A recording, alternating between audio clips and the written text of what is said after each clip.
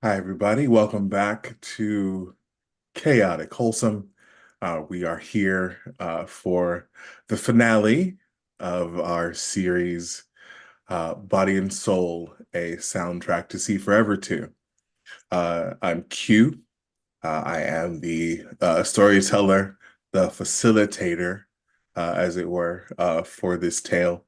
And I have with me for our last time this go round, at least, my wonderful cast. I want to thank each and every one of you for being here. Love y'all with my whole heart, say it with my whole chest. I would love for you all to introduce yourselves and who you're playing. We will start with Candace. You're Muted. muted. Yep, Yeah. I said hello, everyone. I'm probably muted. And it was like, yeah, yeah, I am. Okay. Hi, I'm Candace. Also known as Candace the Magnificent. My pronouns are they, she. I am playing Iath, who is the god of wealth and language and lifestyle. And they use all pronouns. Very happy to be here. It is very bittersweet. Indeed. All right. Stefan. Hello. I am Stefan or Stefan. You can use either one because the Creole side of the family uses Stefan, so it's all good. Um, I am a history professor and pop culture and game scholar, and you can find me on generally on X, musing about all kinds of fun things at Umbral_Night X. I use he/him pronouns, and I am playing Anansi the Spider, mischief maker and storyteller extraordinaire, who uses the pronouns that fit the guise that they are in at the time. Um, and so, yeah. Fantastic. Mark. Hey everyone, it's your boy Mark J. Pardon my voice there. Wow. I'm playing Buna, the god of death. You can find me at More Than Merry on Twitters. And I gotta be honest, I'm gonna miss this character. I'm gonna miss this cast. So I'm happy to be here now and play through it. Buna is a fantastic character. Will be missed as well, but we've still got some time today for him. And last but certainly not least, Liz. That's me. Hey everybody. I'm Dauntless. You can call me Daunt or Liz. I am playing Hathor, who has recently fully stepped into her role as a goddess of harmony. She represents quite a few different things. I've had the fortune of watching her grow and being pushed to grow by everyone sitting here at this table. I'm so grateful for that, and I'm excited to see where this last chapter will take us. I'm emotional, guys. Oh, she, they for both of us. That's important. All right. I'm he, him, or whatever. He, himbo if you're nasty. You know what I mean? Uh, I like to say that. It's a good time. Um, so I think we can begin. The 90s give way to the 2000s. Uh, Y2K does not, in fact, end the world. Boys to Men walk so that B2K can run. Hip hop grows and flourishes. R&B is everywhere from the radios to the club. And boy, howdy, are black folk in the club. Lil Jon, Yin Yang Twins, Ludacris, Usher. The music's got a bump to it, a rhythm. And with the prevalence and the push of a little spider's web, the internet grows to become something of a monster, we'll say. It is absolute chaos, but we're more connected these days. Things aren't better, or sorry, things aren't great, but they are better than they have been. Except for the fashion, maybe. I don't know about 2000s fashion. That was a lot. You know what I mean? Those eyebrows were really Ooh. something. Y'all thought I Yeah. forgot about the eyebrows. I did No. not. I'm still there. Let's not make fun of witchy eyebrows, okay? That they had their purpose. Eyebrows Sometimes and you the like a low-rise skinny jeans. brow. To be a jump scare? Yeah, exactly. Well, No. yeah, Sometimes aggressive. it looks good, okay? No, for sure. I will for sure, always for be sure. a lover of a thick brow and high-rise jeans. Same. Personally. Absolutely. Listen, even I was transformed. But for a while, it was... Well, I could never wear mud. You're a thick girl, you can't be wearing mud jeans. Mud was not No. made for booty. No, So for never had sure. those, but did have tilt. Did have tilt, Okay. low rise, Did you flare have jeans. Juicy? Did you have Juicy? No, Juicy I wasn't that Couture? bougie. No. I don't know that's how it fair. happened. I'm bougie in other ways. Of course, of course. Fair. I had Juicy. I have to fess up here. I did. I had the rhinestone booty going on Of course. Did you have the apple bottom jeans with the boots with the fur? with the fur. I wish. Hell yeah. It was too hot Ah. for boots with the fur, but in spirit. Okay, right. Hey, it's an energy. You know what I mean? It's not just an aesthetic. But in the 2000s, where do we find our gods, our deities? We'll start in reverse order. Hathor, what are you up to in the 2000s? That's a great question. Hathor is figuring it out. I think there was sort of a steady pushing rise of her, not a need for her influence, because that suggests that people can't do what they do without her, and that's never been true. She's just there to kind of push along what's already there. But with this steady chugging rise of excellent music on top of excellent music from honestly the 30s until now, she's kind of looking around like, what am I supposed to do with myself now? Not that her job is done, but she feels like she can already foresee the sort of slow decline of this wave into something else. And I think she's just kind of taking it all in for the first time, not being as crushingly busy or distracted or needing to be distracted. She can actually enjoy the music that she's helping to cultivate. I think she takes up dance again. Okay. I think she really leans into it. There's a rise of music videos happening now, and I think Mhm. she finds that fun. And yes, the music is great. Put it over there. How are we moving? And I think she's bouncing around to different communities to see like what they're working with, what they're inventing. How can we bring it to the stage? How can we show our culture and capture it so that people can look back on it in ways that we haven't before? How do we see who's in the booth? All of those things. And I think she's just chilling other than that. Fantastic. Lots of dancers. And just like you said, like it's only growing steadily. I mean, one of your girls from the 90s is a pioneer of dances and music videos.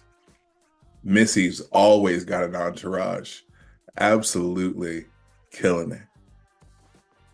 I think you can definitely see or feel your influence there. You still have the girls in music videos, but certainly not as intensely as it was in the 90s. Also, women are doing for themselves a lot.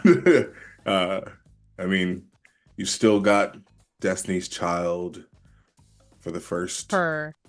You're right. When Say, and- self-titled drops, when Beyonce's self-titled Hey, drops, hey, Hathor what is you mean? unreachable. Hey, when the music game changes, you mean? Yes, correct. Yes. Correct. She's unreachable. No prayers. Y'all can't find her. Nothing. She's There's just missing. a sonic cloud of Beyonce that's impenetrable around her. Yeah. Where were you when Beyonce happened to you? Yes. Incredible. Buna, how you getting along on your end? The game doesn't change much for me, to be perfectly honest. I give death. And my constant entourage of weirdos, people who follow me around, people who worship me, people who think I will give them some favor at the end of their life, they continue to follow me, never knowing what I truly am. It's the end of an era in the early 2000s. All the stars of the 60s, the 70s, some of the 80s, they begin to pass away. Nina Simone, Rick James, Michael Jackson. As always, I can see the ripples that's caused by their death. But even still, a certain amount of sadness, bringing death to a whole era of musicians, of game changers, of world changers. There's a certain beauty to it, and a certain amount of sadness as well. Absolutely. Such is the job. True. 2000s, especially the beginning, is very hard.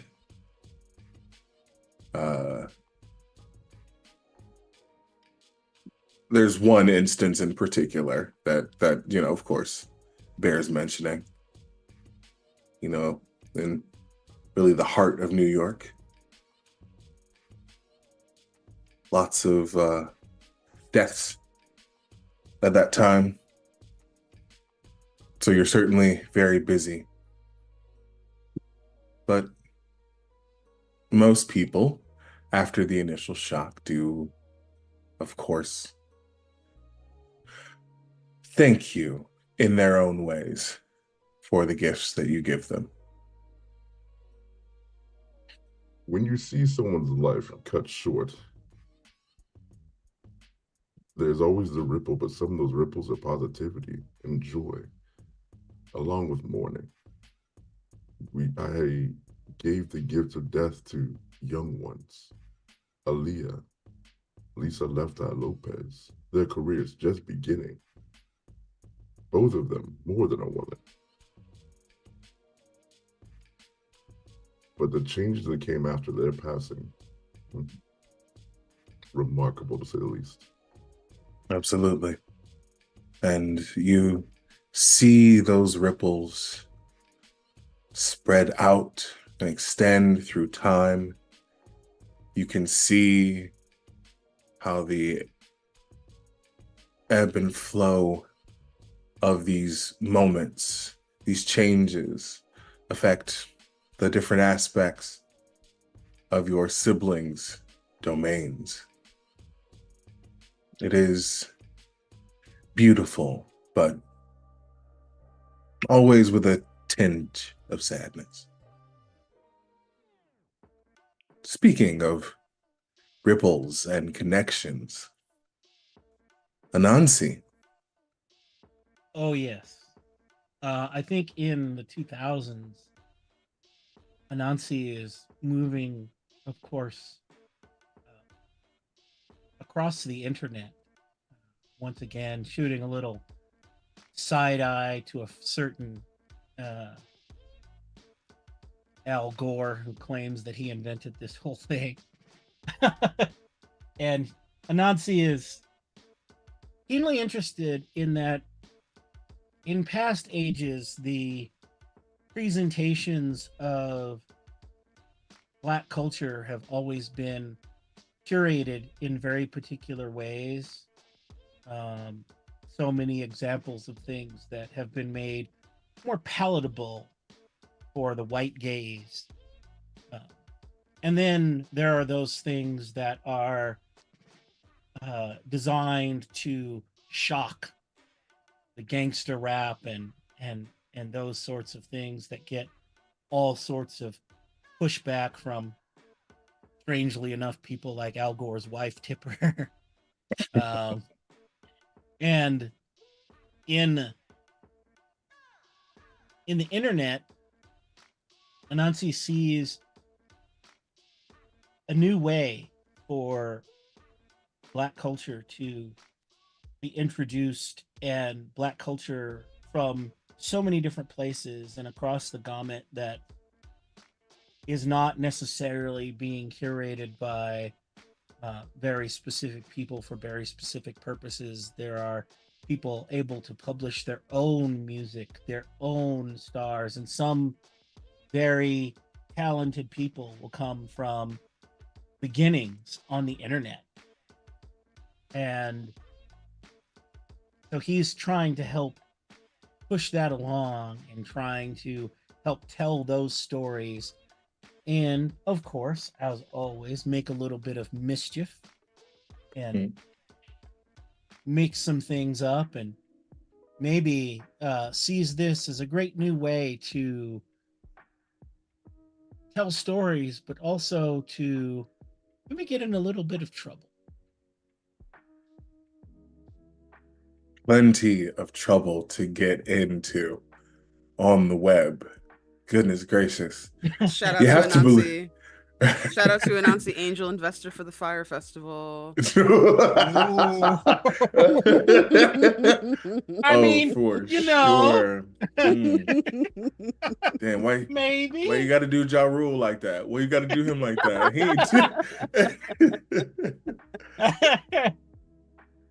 I think Sometimes you gotta let somebody in the joke to get the bigger the absolutely bigger picture. right. No, for sure, for sure. How did Pixel Chat spell Fire Festival right? No idea. A plus. Right? So you are spreading your tales. Some have a nugget of truth. Others are simply fabrications, and they spread through your web like wildfire. Yeah, you know, you have to believe everything you read on the internet. Obviously, it's God's Yes. honest truth. It's just Yes. fun. Of course. Right. That's just how it is. And of course, you've got Black Twitter, which is it is a connection for all our people, whether Yes. that be for ill or for good. My goodness. I'd like to I'd like to put in a formal complaint though, because you know how many December 21st have passed and I still don't have my superpowers. I put in orders in the mail. We don't need to talk about it. It's okay. We don't need to I'm talk just about it. saying. You know, for sure. I get it. Fair, I'm also fair. upset. I would love to be, listen, I love a superhero. I love a superhero, anything. I would love to do that, but we're not here. We're not there yet. Anyway, back to the game. Don't get me lost in this, okay? Ayath, what have you been up to? Ayath has been in a really weird place. I think for the first half of, maybe more than the first half of their time in America, they have felt like they have done a lot of good, and they have climbed and moved mountains. They have made change for their people. And I think they get to a place where like he starts seeing the cracks in the facade. Like I feel like that kind of started in the 80s and 90s where she was getting a little hopeless. But I think by the time she gets to the 2000s, she's like, okay, so we're just on some whole ass other shit then. Like we're just doing some other shit. Mhm. We're just doing whatever we want, and there's no rules, and the wheels have just come off the fucking wagon at this point. So what are we doing? Right? Like I think Ayath gets to a place where they feel a little bit lost in their mission. Like, what do I even do now? Like more of us are going to college. more of us are coming out of poverty, the stereotypes still exist somehow. So I think Iath decides that like she's just gonna buy in. Like I think he just is like, you know what? Like you need to go with the flow. Maybe the key is popularizing the things that you find distasteful that get the word out so that you can at least be a part of the reprogramming of like white youth. I think that's like Iath's vibe now is like lifestyle, language, and wealth, seeing our language co-opted, seeing people take it for themselves, seeing our lifestyles co-opted and our cultural traditions adopted, stolen, and reworked into other people's lore. It's very much a slap in the face, and she is struggling to see it as a long game of, well, one day when we need these people, maybe they'll show up because of how much we've given to them or let them take. Right. And man, do you see a lot of that in the 2000s? The number of times I've had, white folks say nigga. Yeah. Oh, it was in the song. It was in the song. Karaoke bars across the country. Iath does not go to them. Lest he start a fist fight. Iath just stays outside, smokes a cigarette. Now it's probably a vape pen. And just tries to move on with their day. Absolutely. You've been doing this for so long, but now they have a term for what you do. Are you the god of influencers? Buna, no one's allowed to call me that except for you. No one. And even I don't want to say it again. Please. Disgusting. I'd rather say that I'm the god of people who make recommendations based on the amount of money they have been promised. Yes. I think that's a better way to maybe put it, because at least then there's an activity and there's wealth, and it seems at least slightly more glamorous than I jumped off this cliff and broke my brains open on a rock because I wanted views. Listen, darling, it's disgusting. It's a mouthful, that one. Maybe it'll catch on. She looks disappointedly off into the distance. Just,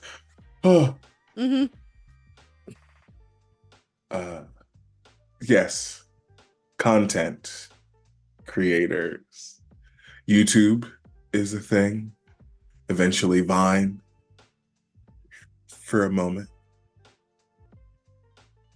You see Black people out here trying, doing their best, getting a fraction of the likes and views of their white or light counterparts.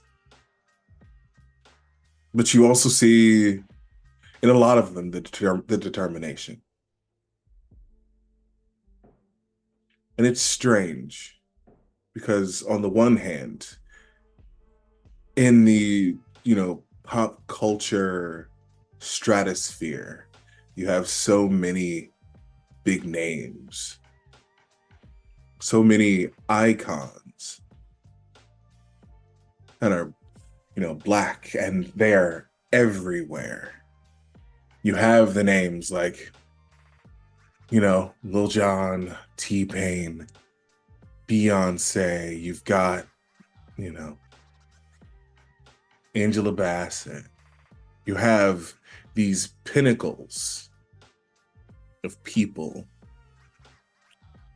And then there's just a gap between those names and those people trying to get there. And I think, you are that bridge between. Just out here doing your damnedest.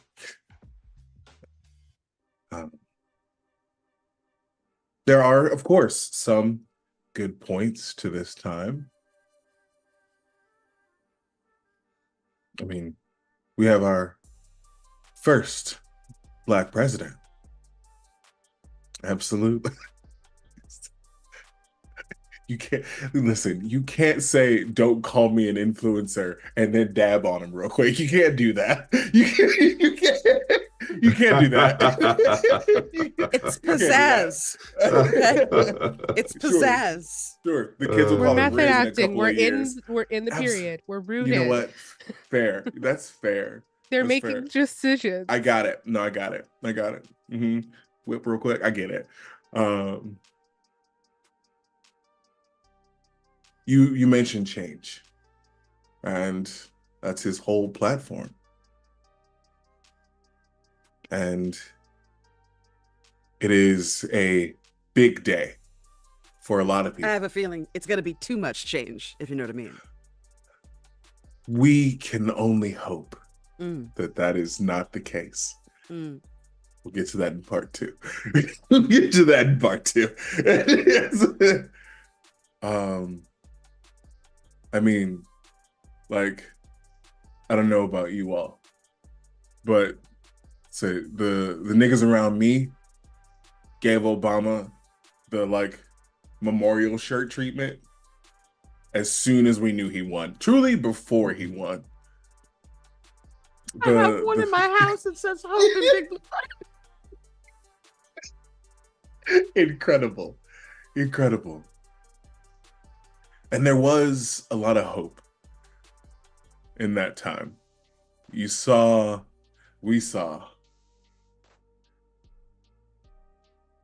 change happening, and a lot of young Black folks saw someone in a position of power. The most powerful man in the Western world. And he looked a little bit like us. His family looked a little bit like ours. Prim and proper, because you have to, but strong, proud Black family. I think we're going to take it to the inauguration. You all are there.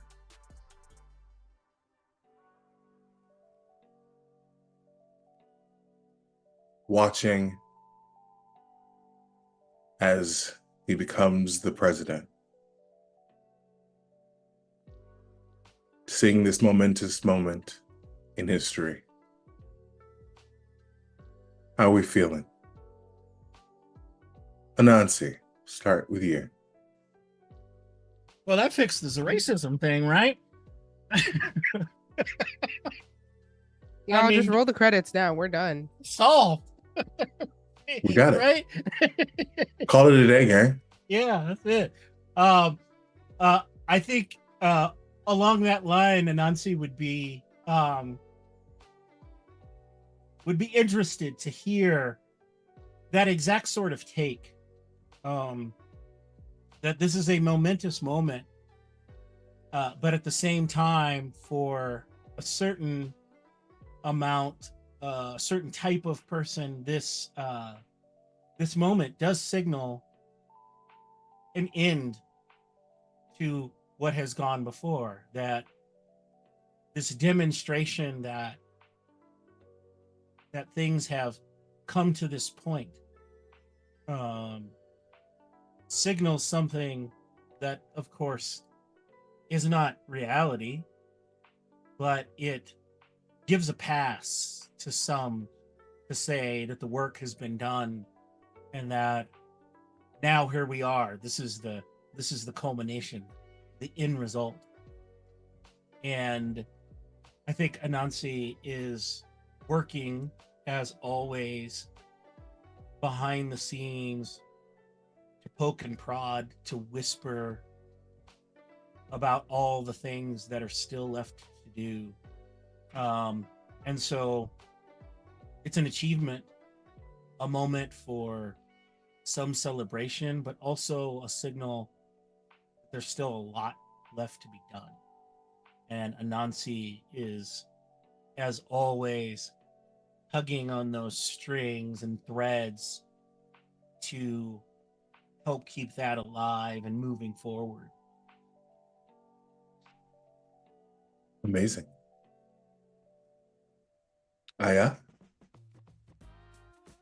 I don't want to speak for Hathor, so please correct me if I am wrong in this. But I feel like a not small amount of time, especially during the inauguration, would have been spent consoling all of the Black elders that never thought that day would come, that never thought that they would live to see the day when a Black man ascended that staircase and got sworn in as the most powerful man in the arguably in the world. I think being there for people who, through intentional worship or just by virtue of being one of our siblings, holding them, crying with them, celebrating with them, definitely reminiscing with them. Lots of that. Lots of talk about how we got here and who were the players who got us here. Lots of remembrance and mourning the loss of people whose fight didn't last long enough to be able to see this new day come. I think lots of time spent in that. Absolutely. It is strangely a bittersweet moment, like you said. There's lots to celebrate. There is, of course, that internalized fear about what after, because this isn't a permanent thing. We all know that. And also what it took to get us here. So certainly bittersweet, but beautiful. I think too, there's also an element of trying to give security. And I imagine that this would be something that Iath would probably consult Buna about, are all the prayers, the influx of prayers that they're going to get. All these people hoping and wishing and praying for the longevity of that president. Knowing that in the years just before this, Wyclef Jean is singing on the radio about if there was a Black president, he'd be inaugurated one day and then killed 2 days later, right? Like, recognizing that this is a time when America may or may not have bitten off more than it can chew. And kind of rallying the siblings for, hey, they might need us. Like, we might be needed. Trying not to get too excited because they're real salty right now, but like he's doing his best to like rally the troops in any way he can, I think. Absolutely. And there's plenty to deal with, plenty to contend with, because we all know there were certain individuals that were not pleased, and they made a very loud and aggressive show of it. I mean, it's fine. He wasn't even born in this country, so. Yeah, but did you hear about his middle name? Yeah, well, yes. Absolutely. Hathor.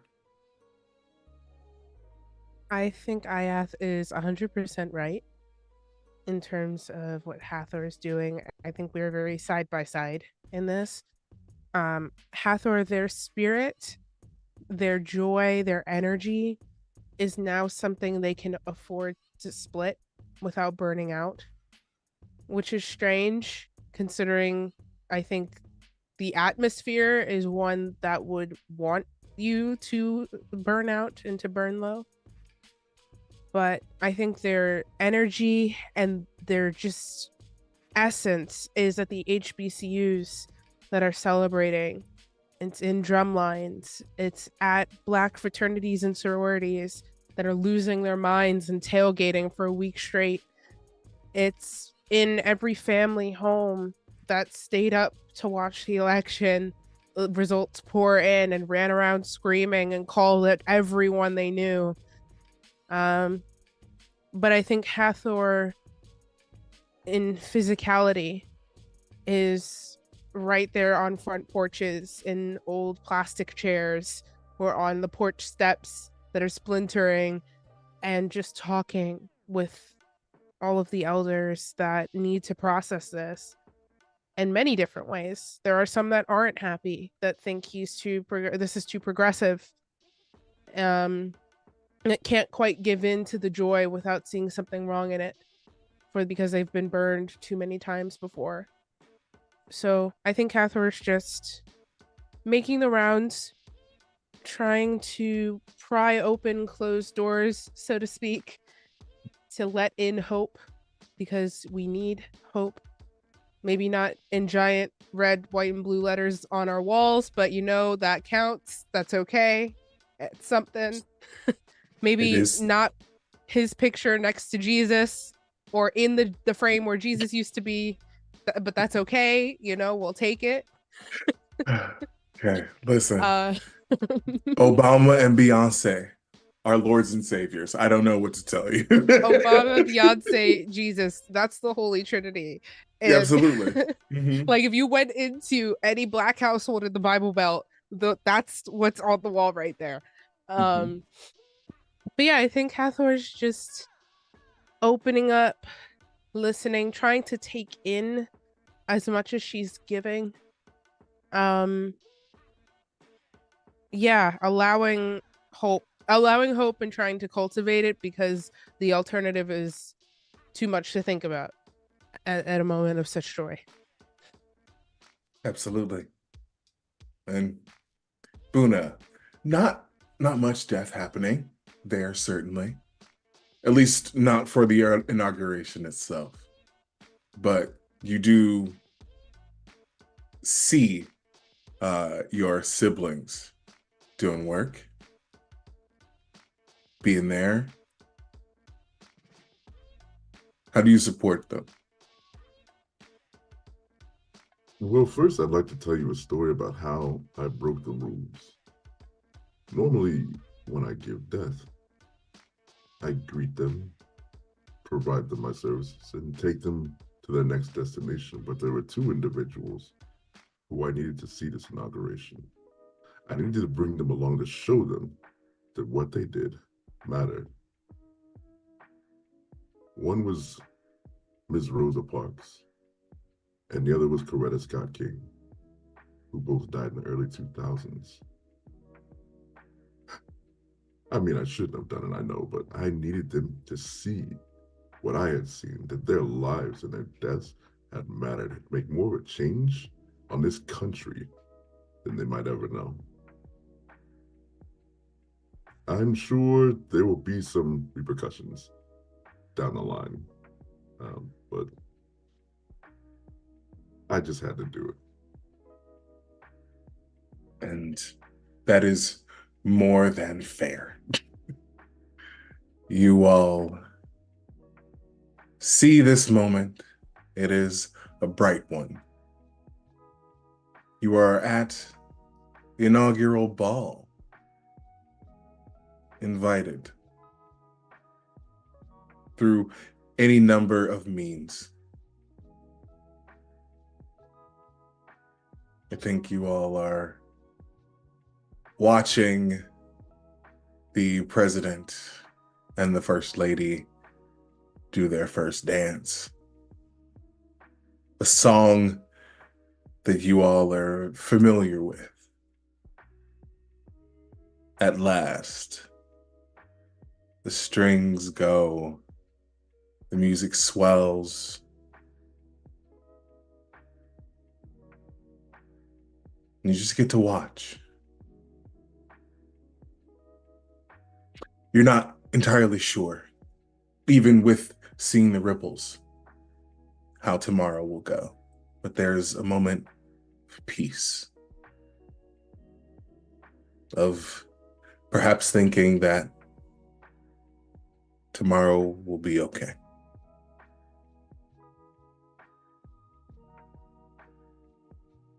But tomorrow is much the same.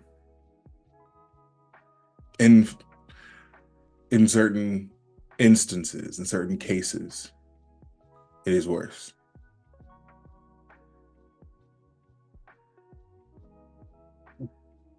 Police violence, police brutality is something that has plagued our people for, honestly, the inception of this country.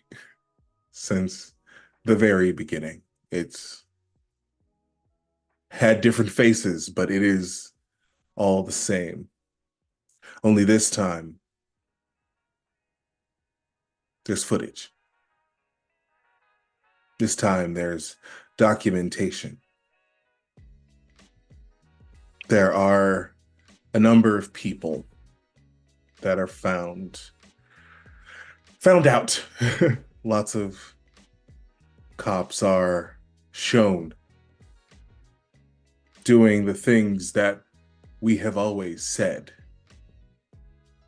they do.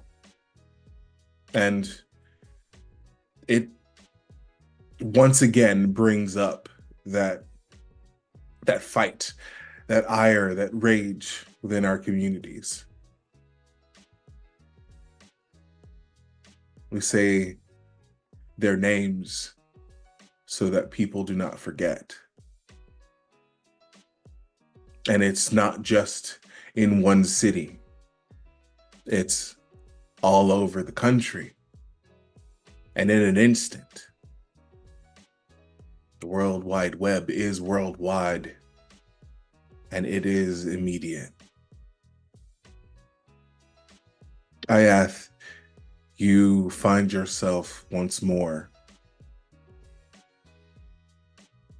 with the opportunity, whether or not you take it, to be on the front lines as people cry out in anger and frustration. You can't have lifestyle without life, and y'all are just trying to live. I think for Ayath,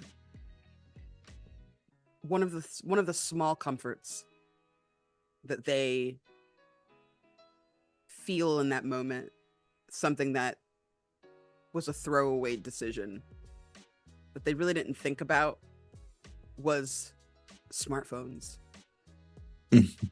A small piece of luxury, something that's not huge. They didn't think that technology was going to go far.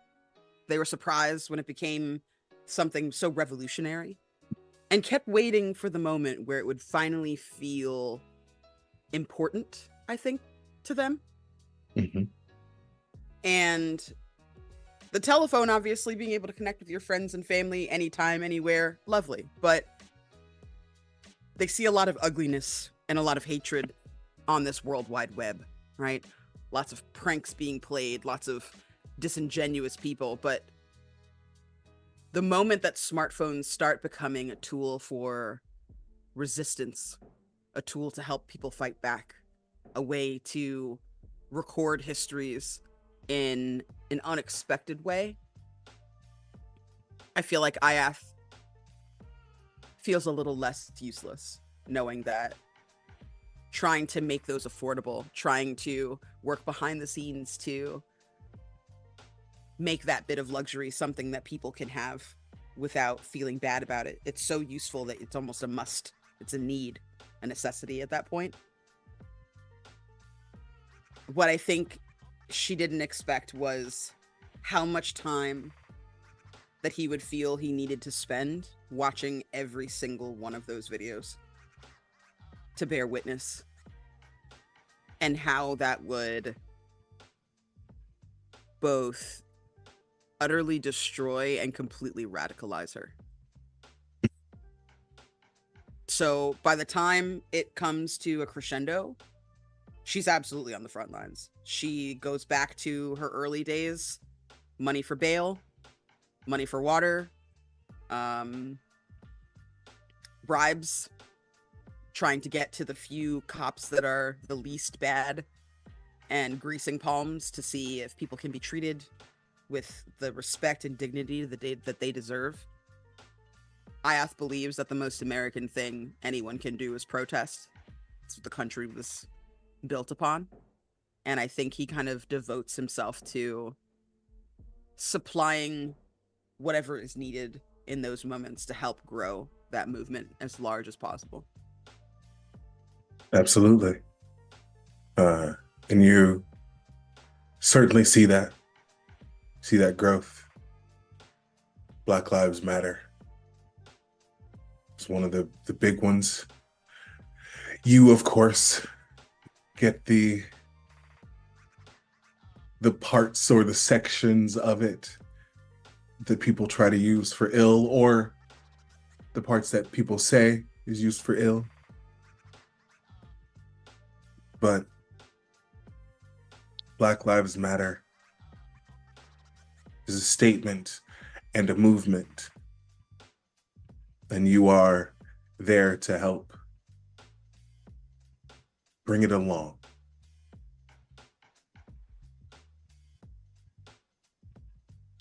Anansi. Yeah, I think Anansi would have to take credit for some of those pranks first off, but then also Anansi would get a little bit of joy from people doing silly things and making fools of themselves on the internet. But also, I think Anansi would be everywhere. In one place, Anansi would appear as a worried mother with Black children out on those streets. In another place, Anansi would appear as a brother, as a co-worker. And in all those places, Anansi would do what Anansi does and make mischief in a very particular way. So maybe that police body camera that accidentally got switched off would get turned back on, so that those events that were to be masks would end up coming to light. Maybe that Ring doorbell camera would be positioned in just the right spot to catch something happening down the road. Because as Aya pointed out, this is a time when these new technologies now reduce the ways that the police can hide their activities, reduce the ways that they can obfuscate what they're doing, and provide evidence that shows something completely different than what may be in their written reports and their accounts of events. And so Anansi would make sure to be behind the scenes, helping push through the Freedom of Information requests to get these things released to the public, would be at the protest for people shouting for body cam footage of these events to be released before they can disappear in some dark place, and making all of those other connections, because this new technology and now everyone carrying a phone with them has literally changed the world, now that everyone has the ability to film what's going on around them, and maybe even whispering in an ear or two that maybe someone who might otherwise might not have gotten involved, Nancy might whisper and give a little nudge for them to pull their phone out and start taking pictures, start taking video, and upload those things to show the other side of the story, that side of the story that, as all of their siblings have pointed out, that people in the Black community have been saying for a very long time. But there has been this very strong counter narrative from above, not only publicly, but in our entertainment, that police are these upstanding, noble individuals. And if they go rogue, it's only to get the bad guys. It's only to get the ones we know have committed a crime. And of course, we all know that's not the reality. And Nancy is very, very happy to show the rest of the world these little bits of that reality. Absolutely. Hathor.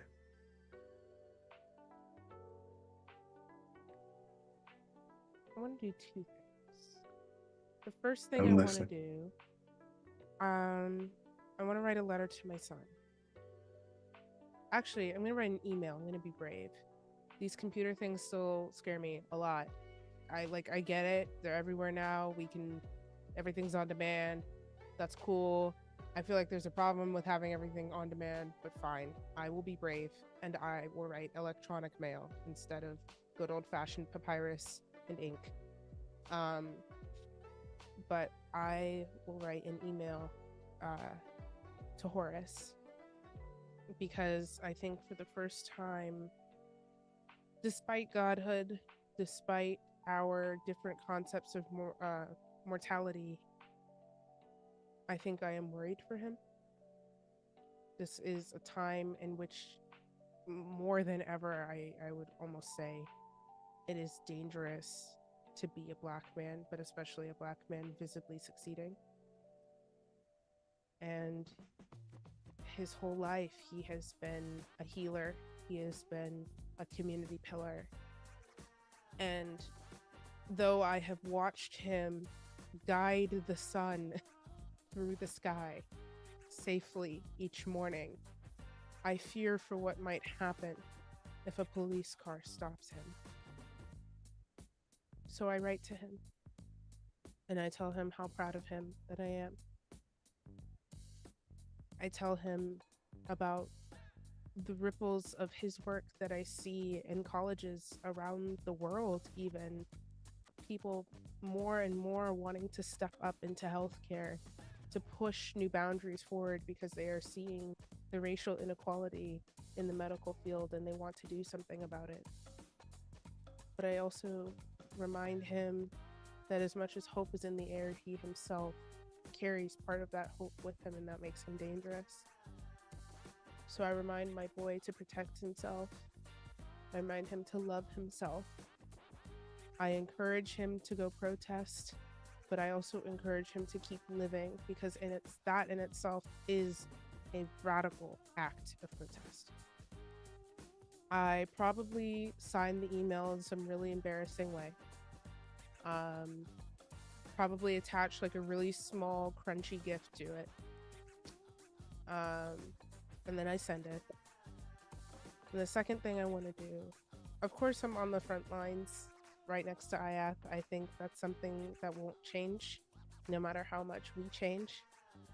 But I would connect with each of my siblings and try to gather our sort of, I guess in our sort of little areas, the feelings about the shifts that are happening around us, and then take that energy and push it forth to the artists. So that we feel Buna's influence.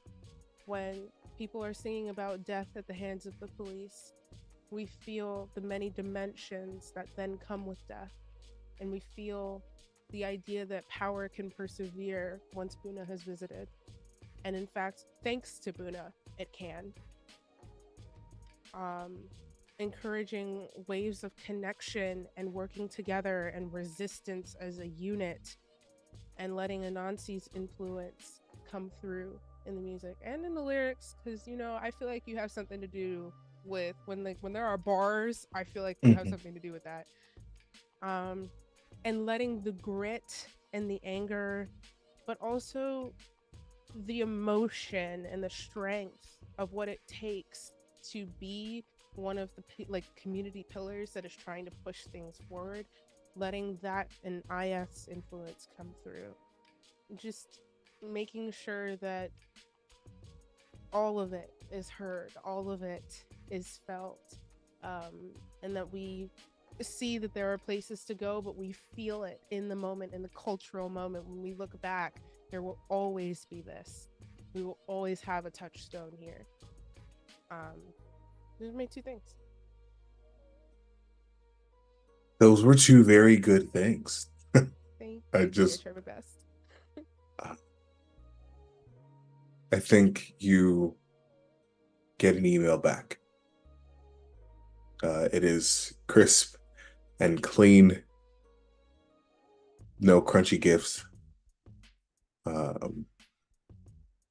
But there's a promise. One, to stay safe, to keep up the fight, to take the lessons you have given him, both spoken and unspoken, and be the best that he can be, both for you and because of you. And I think you get a message every day, even if it's just to say, hey, doesn't miss a day.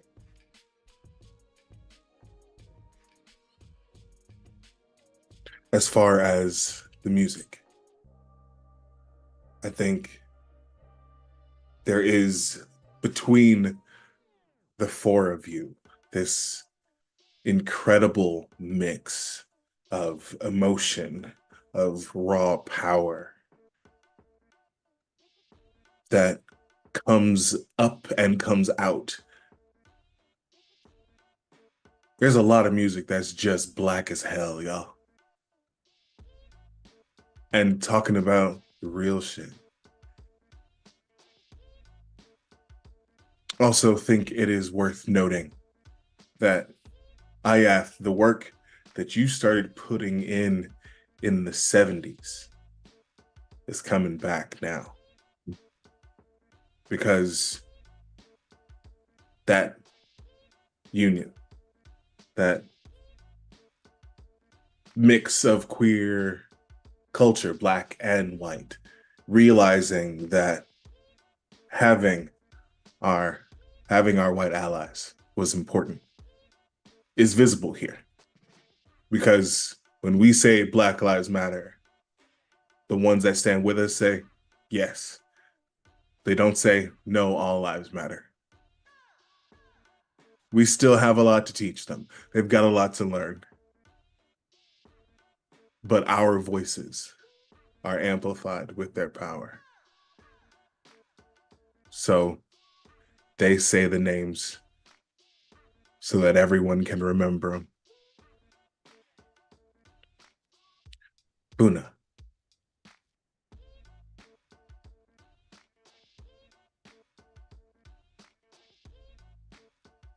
Hi there.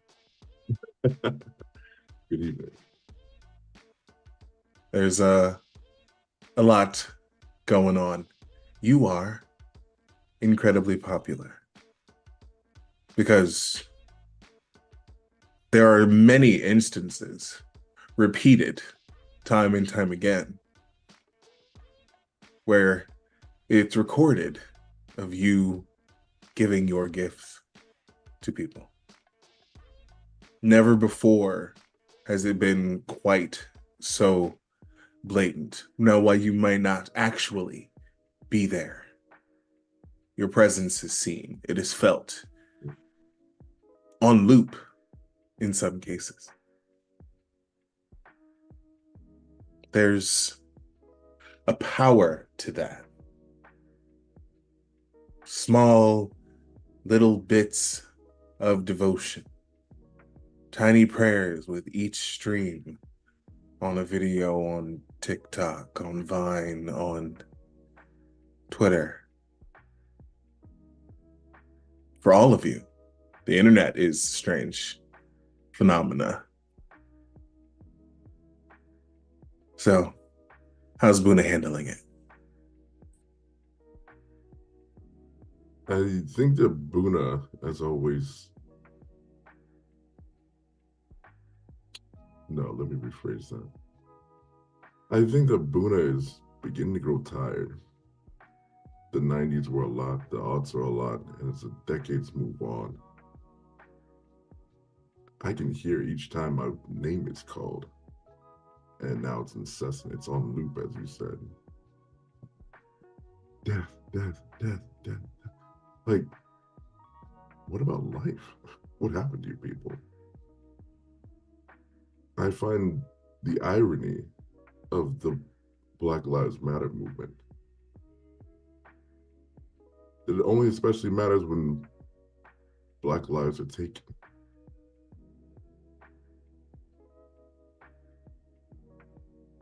Why do people focus on death so much and not the lives they live? Why don't they spend the time uplifting each other during the time they have? It's a strange phenomenon, these people, my people. I never told them to worship me. I'm just doing my job.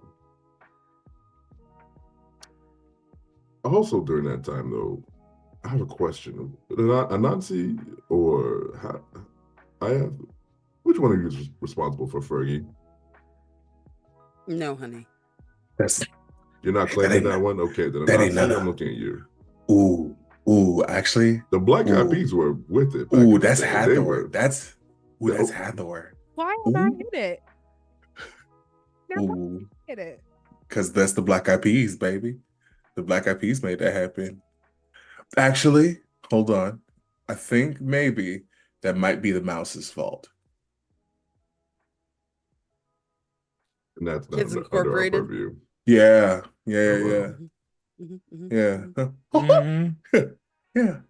Oh boy. And then it was just it was a wrap after that. Yeah. So so not Hathor.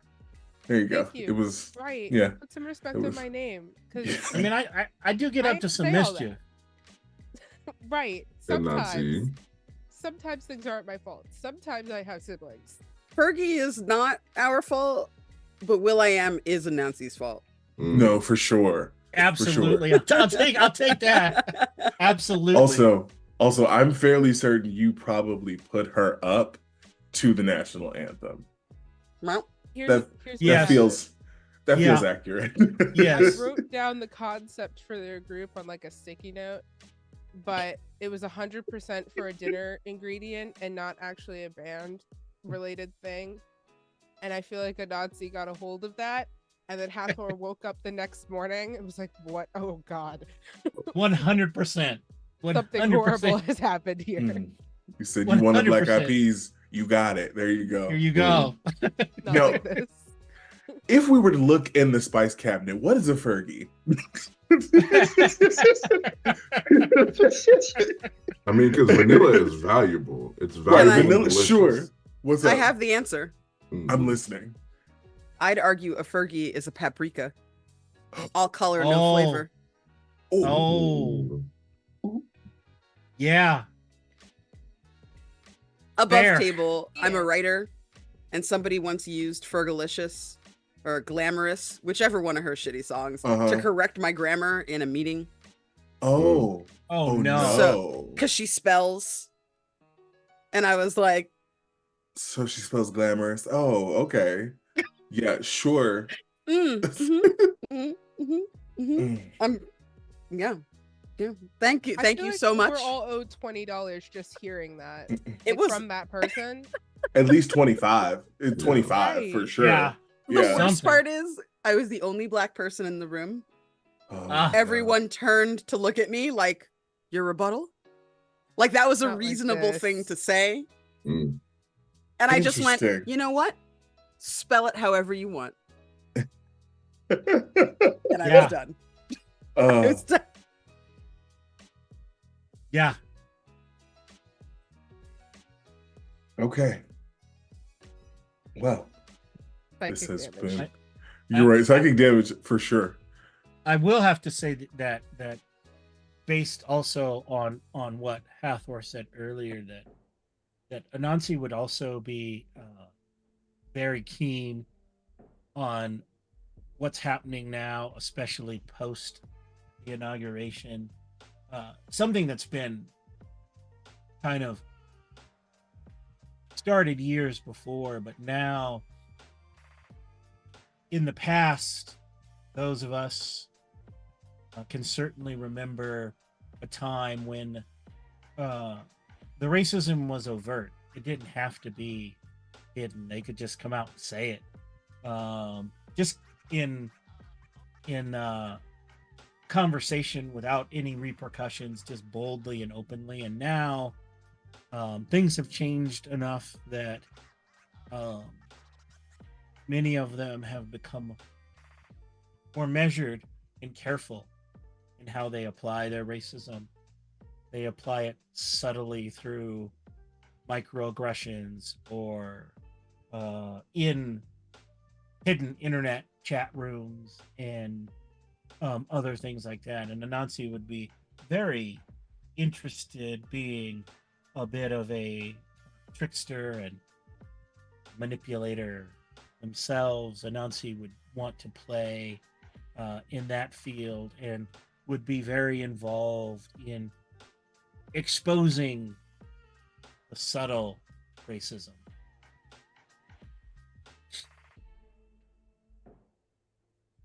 You absolutely do so.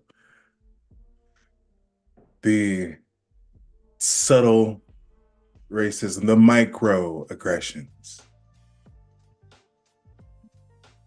With the help of, once again, of your little web, people are getting called out left, right, and center. The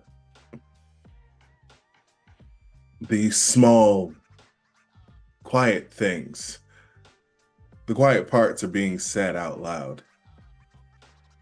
And you all definitely have something to do with that. It's interesting. Some of the white folk do understand. They get it, they learn. Oh, didn't mute. Didn't mute at all there.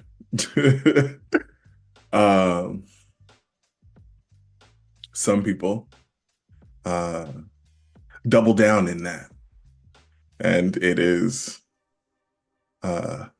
fascinating to watch when Black Twitter gets a hold of them. All of the Twitter fingers get going, and it is a joy and a delight to behold. You get to see the wrath manifest, and the number of small, quiet racists find themselves away from the internet very quickly. Sometimes. And I think as we roll in past the tens, past the end of the era of Obama, positive though it was, we wonder what the future holds for the nation. And I think that is a good spot to take a break. So, everybody, get your beverages. We're going to figure out what was happening there for a second. And we'll see you back in about 10. 10 sounds good. All right. So.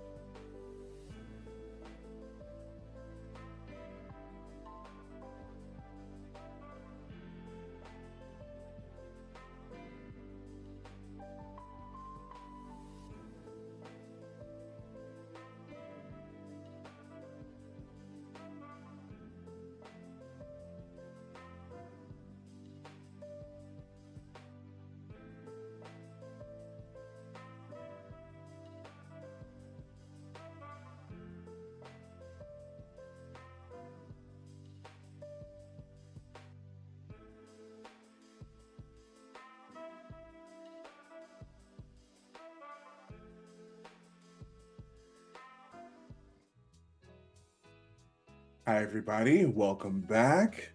I'd like to thank Stephen Joyce. Thank you so much for the raid. Apparently, you came to us during our break, like right before the break. Do apologize, but we're back now, baby. And we are in the we're in the 10s, 12s. It's after 12. It's 2012 and on. After the rule, not rule, because that's a lie.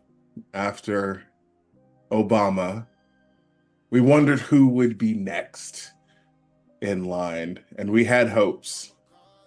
Or the Democrats had hopes, certainly.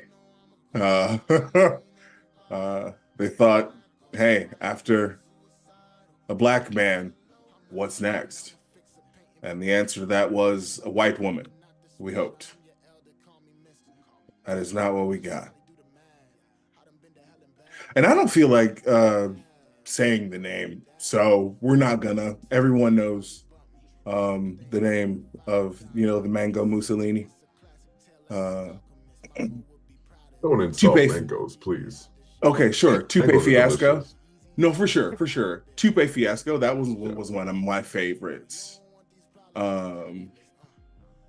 Yeah. The Cheeto in charge. Yeah.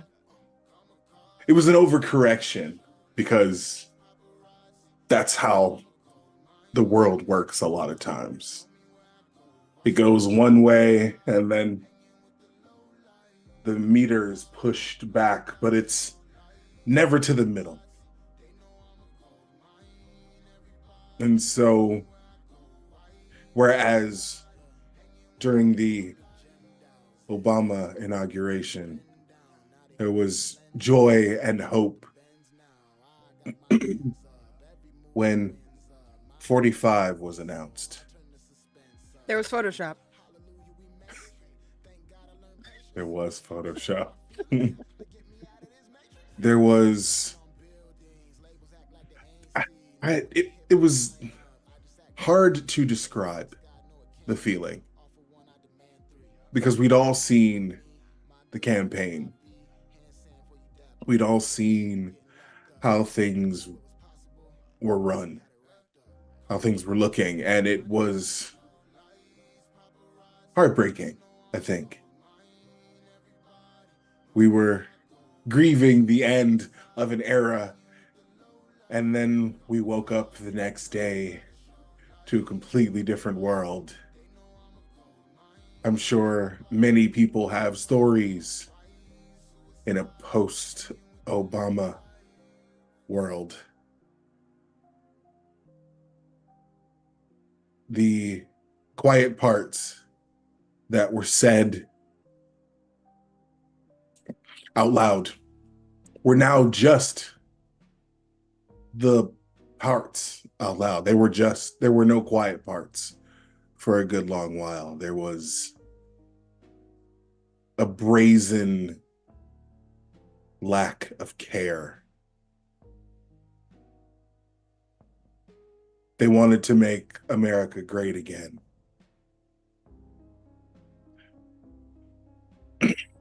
But I don't know if it was ever really clear what part of great America they were talking about.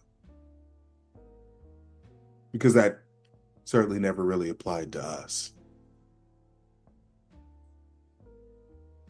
And life in America was much the same.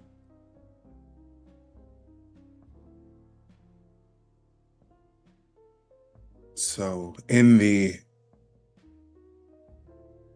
post-Obama time frame, what was going on with our gods? Because I haven't had any of you roll anything at all. Roll dice. Whoever gets the best gets to go first. We've just been role playing. I regularly forget that this is a dice system. I'm so sorry. Fine. I got a one. I got a +2. Okay. You got a -4. Mark. Okay. What'd you get, Liz? -1. Okay. All right. So, Anansi.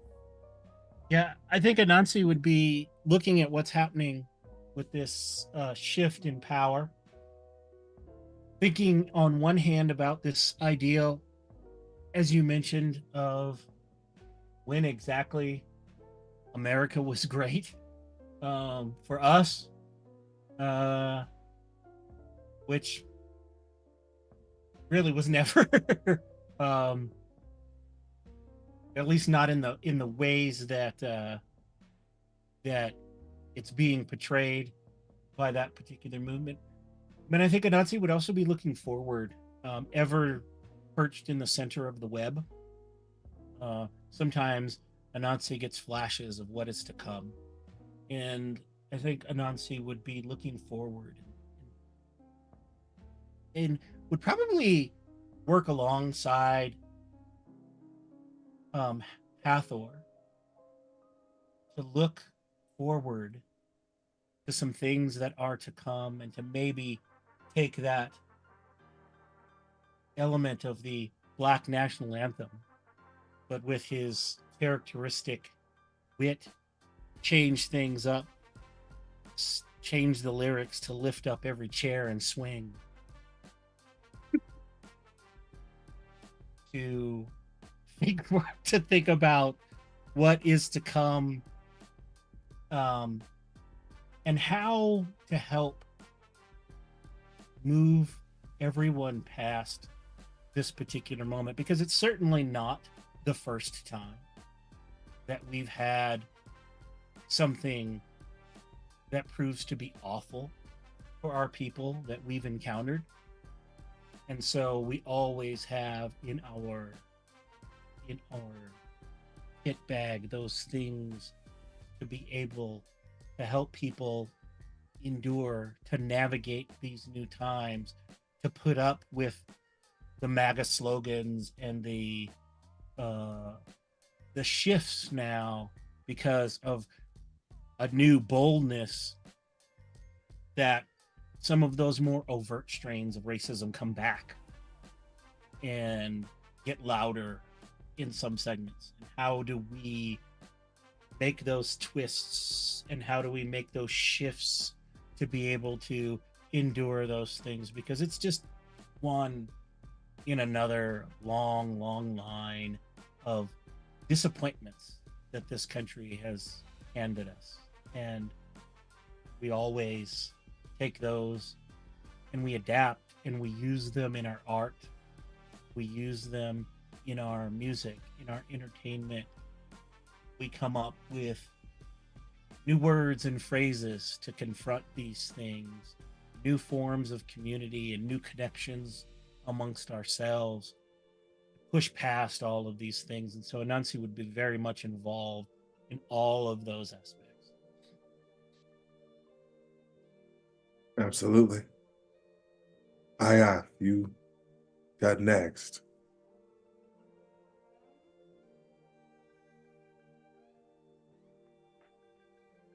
I think Ayath has spent a lot of time questioning the reality of the world as a god who has helped create the way that the world works before. Now seeing this wholly unfamiliar landscape, yet uncomfortably familiar landscape laid out before them, it feels a little bit like that 90s movie, that Groundhog Day that everyone loves. Feels both surreal and hilarious, yet also deeply annoying and frustrating. And I think for them, the hardest part is being this god of wealth, deeply understanding capitalism and why it exists and how we could best be taking advantage of it to the point where it doesn't have to harm our civilians, especially our most vulnerable civilians. Seeing greed take over, seeing corporations enrich themselves with small business loans despite taking in millions of dollars a year, taking that money from people who really need it. Like watching all that greed, seeing this person leading the country, seeing people foaming at the mouth about what a racist he is, and recognizing that that same asshole would rather have dinner with a rich black family than a poor white one. And knowing that there is the most opaque veil over the eyes of his followers. I think Iath, for the first time ever, goes, this is not a problem I can fix. This ain't my problem. This does not have my name on it. I'm not doing anything about it. I think Iath washes his hands. He sees it and he's like, you know what? I'm going to support. It's time to support. Because I can't fight this. I can't fight this fight.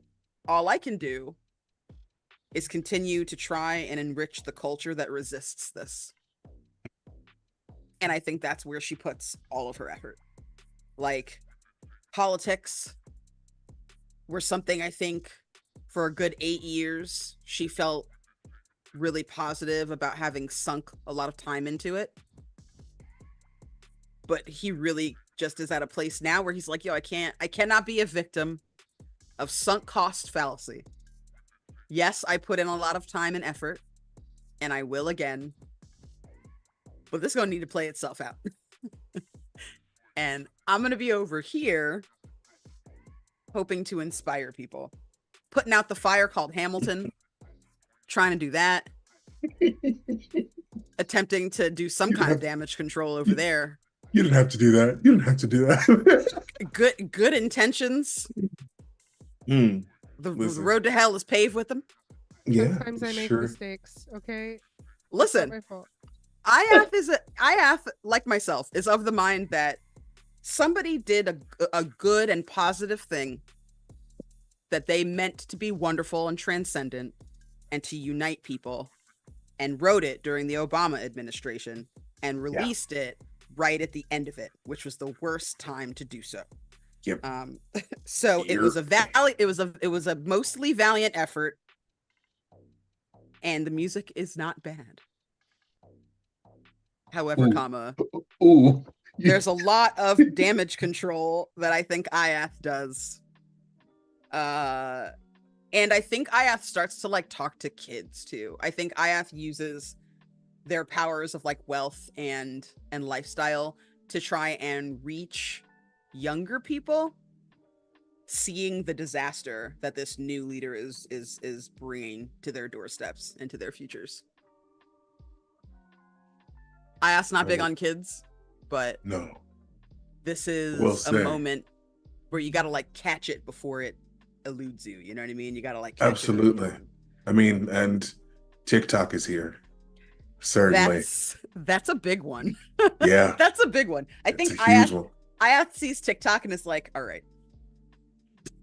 Starts rubbing his little palms together, getting giddy and excited, right? Seeing this new, this refreshed rise of their beautiful Like the little Black raccoon queer gif. culture. Yes, the raccoon hands, exactly. Seeing like this whole universe for their beautiful Black queer family to live, this whole universe for them to thrive and do amazing things. They have several hours long conversations with Anansi about misinformation. Both the funny kind and the not funny kind. Lots of fingers shaking at their sibling. Uh-huh. And then like looks down at their finger and is like, what are you doing? Like, leave it alone. You said this wasn't your problem, so don't make it your problem. Not your circus, not your monkeys. Come on Like, now. leave it alone. I think definitely you mentioned politics. You see, little bits of that.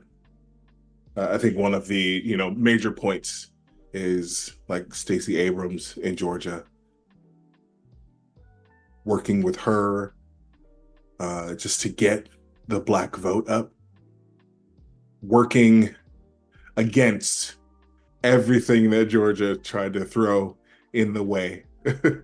to make sure that those votes weren't counted. That trying to sponsor initiatives like that and quietly sliding that money into people's hands that need it Mhm. is something that I think Iath is happy to do. Watching someone like Stacey Abrams still get defeated because of nefarious practices, knowing that our people are too good to stoop to those lows, and having to sit in that righteousness, but with the fury that is burning white hot. I feel like those are the moments that Iath just like really has to. She's got to pray on it. She don't know to who, but she's praying on it to make it through another day. Because Yeah. if we cheat, Sometimes, we're cheaters for right. life. If Oh one of them yeah. cheats, they just cheated. And It's a also you slap on can the still be wrist. you could still be the governor. It's fine. You can stay there. We're not It's gonna take no, we're it's not gonna take your that's job totally from you fine. just because you cheated, Right. right? That's ridiculous. Right. Right. And this, of course, since we're talking about politics, this is a sort of like outside of the, but I do have a question. Um, do y'all remember in school when you like learned about impeachments and like those felt like really big deals? Yeah. What happened to that? What happened to that? I wonder. Hmm? You know what it is? It's Uh-huh. one of those slap bracelets, Mm, right? Where like okay. 99% of the time it's fine and it's a big deal and everybody's like, no, this we got to take this seriously. And then like Okay. 1% of the time it slices your wrist and then they're not allowed anymore. It's like okay. that, but the opposite, where it slices you Okay. every time except for this one time when you don't get sliced. It just quietly passes under the Oh, okay. rug. Interesting. Okay. It- So like it- when you it- get impeached like twice, when you get two slap bracelets, does Right. that no? Well, they Okay, cancel each interesting. other out, you see, and then you can run. Oh, Then you can run again in 2024. damn, it's that Uh, American it's education system another- failing me it's again. another- I thought I had it down. I No, guess no, not. no. It's another element of, as you mentioned, the American education system, in that impeachments classically have never been something, because it requires the vote to pass in both houses of Congress. And that is an extraordinarily high bar to clear. And so it's really just this thing to signal displeasure rather than an actual, we're going to remove someone from office using this mechanism. Even ages ago, early days of the United States, that was not the way it operated, because again, even then it was an extraordinarily high bar. But it's part of this mythology that this era brings us to, that there was somehow this thinking that there was a time when things were simpler, when things were easier to accomplish, that things were different and better because they were simpler. And it's, of course, nonsense, just utter nonsense. But it's easy to believe because we don't want to look back on the past unfavorably, and our brain works against us in this way because we remember the good times and we push aside the bad. And so the focus is on all these wonderful things, all these good things in the past. And for some people, that makes the past better because they don't have to contend with the bad times continuing to impact them now. But those of us who do, don't forget the bad times. And when we get those stories, we're like, well, wait a minute. What do you mean? Great again. Right. Right. It's a wild time out there for sure. Hathor. Well, lots happening. I think That's for sure. it's so much all of the time. I think Hathor is getting tired, despite herself. I think they are frustrated because they've just started to hit their prime after spending so long in the margins, pushing out of the margins, defining who they are. But they're getting tired. And a lot of it has to do with this sort of cultural erosion with the way that the internet has taken off, where every time we come up with something, as we as was hilariously said before stream, white folks just run and pick up with it and run off with it, you know. Yeah, they just go. Just yeah, they're just like, oh, no, you must be joking.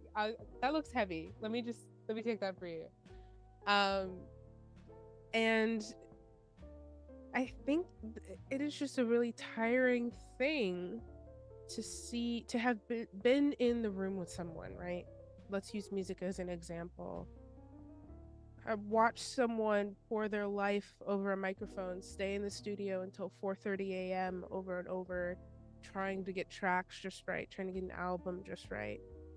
And then you see it break containment and you see folks run off with it. You see language, our own language develop, which isn't even really my domain, but seeing the way that Black Twitter especially serves as an incubator for new forms of AAVE, just to watch people run off with it and use it, to have to sit in spaces where the things you and your siblings helped build are being thrown around as if they have no weight, is a very tiring thing. It's not a new thing. It's been around since we've been around, but I think Hathor is feeling it for the first time because it's easy to get lost in the good small things when that's all you see, when you have your nose to the pavement. And I think that's what she's been doing. So she's feeling all of this and she decides she's going to beef with TikTok. You know, this feels like a manageable evil, she says incorrectly. Oh yeah.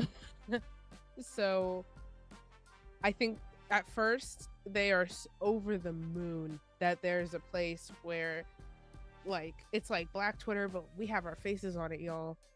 And then it starts to spiral and you see all these beautiful Black dances turn into... So I wish I knew a real one that I could have done there. I mean, truly, that was one. I don't know what else you mean. yeah, absolutely. Yeah, all kinds of nonsense. So I think Hathor is beefing with TikTok. But I think there's a small joy in knowing that this is now in the wildness of this being a free-for-all kind of platform where anything can go, to the detriment of all of us. Anything goes. There's a beauty in small artists being able to actually find platforms and find a start that people can just sit in their bedrooms with a demo of a demo and get start something. I think Hathor is like, okay, this is what I want it to be. I want it to be a platform for art and cool things. Baby doesn't know what she's about to walk into, but I want it to be a platform for art that's going to help us progress forward. So she is she's gonna beef with TikTok and lose. Absolutely. Like that L, that's the fattest L for sure. Yeah. But I will say you do see a good bit of creativity happening there. And it's slow, and of course the white cosign, or the appropriation does happen. But you do see an effort made regularly, especially by those actual dancers, not just everyone following the trend, but actually crediting those who do the dances, those who make the music. You see people getting their roses when they're alive. On TikTok, out in the normal media, there are a lot more Black voices, Black faces, doing things, niggas doing things that niggas didn't do. We have someone out there doing horror, not just the Candyman or the Leprechaun movie, Leprechaun in the Hood. I think it's wild. It's a wild time, but yeah, there's actual like Black horror, Black thrillers. There's shows with all Black casts, some good, some not so much, but hey, it's all out there. And it's not just on BET. We have people, we have the first Black woman to do Coachella, predominantly white space. We have first Black headliner, and she brings truly the Blackest performance that space has ever seen. You see more women as like their own artists. Women rappers have come back in a big way. Are some of them beefing? A lot of times, yes. From apparently the queen of rap, so self-titled. I don't hold any credence to that. But I think it's a lot of change. They're not, now they're still shaking ass, but they're not like, it's their video that they're being a video vixen for, which is truly phenomenal and incredible to watch. We're also seeing a lot more range in Blackness in the world. Not as much as we would like. They're all still pretty and, you know, of a size for the most part. We get a few outliers. But even in this time where we're dealing with, you know, the Cheeto and his MAGA cult, because that's just all that is, we are seeing a lot more of the Black creativity out in the main space. It might not get Grammys for it, but it's still out there and people are enjoying it. Buna, we're gonna come to you, but actually I do have to preface it of where we're starting with you. Because we're still, of course, experiencing the way that America works with Black folk just trying to live. But there's a point where the entire world just kind of stops. And you are incredibly busy. And I will say you are not the only god of death. But you are, along with your other compatriots, constantly working as something that shuts the entire world down. It means that you have to give gifts to a whole lot of people. And I think you work with Hathor's son a lot, because this is a big medical issue, and due to a number of different things, a lot of our kind don't always trust medical professionals. So,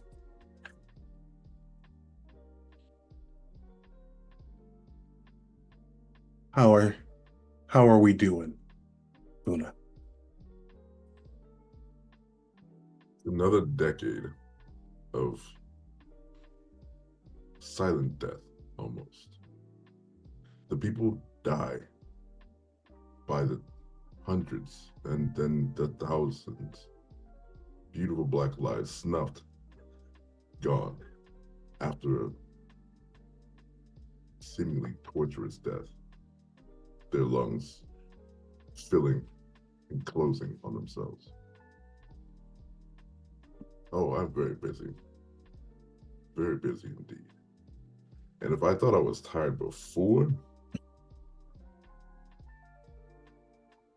I think it's time for a vacation after this one.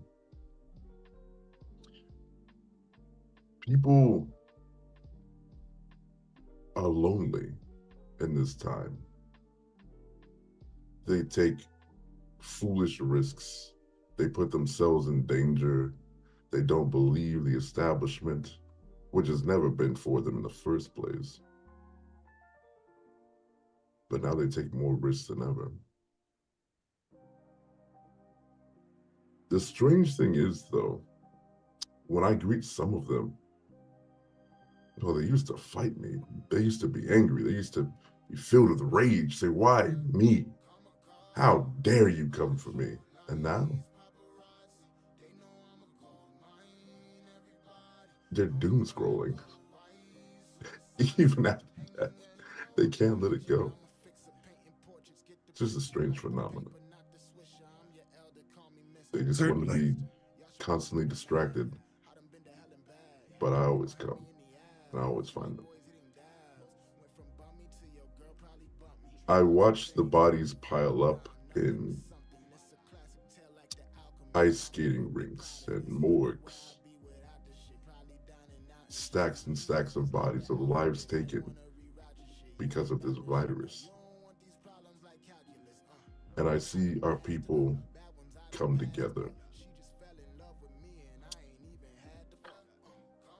I'm not the creative one, but somehow this concept of blurreddom that grew from a seed is now going to its fruition. These black folks playing these games online, Call of Duty, Tekken,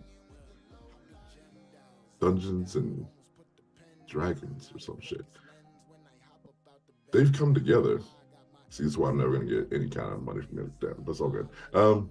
They come together to celebrate life once again in new and different ways. And I gotta say, I gotta give them their flowers. It's quite a beautiful thing. It is. It gives me a little bit of hope, but whew, I still need a vacation. Maybe somewhere sunny. Somewhere on the beach, maybe. I mean, there are plenty of places. Caribbean? Maybe. Maybe. Depends on which one you go to. But you see the ripples. And I think it's interesting.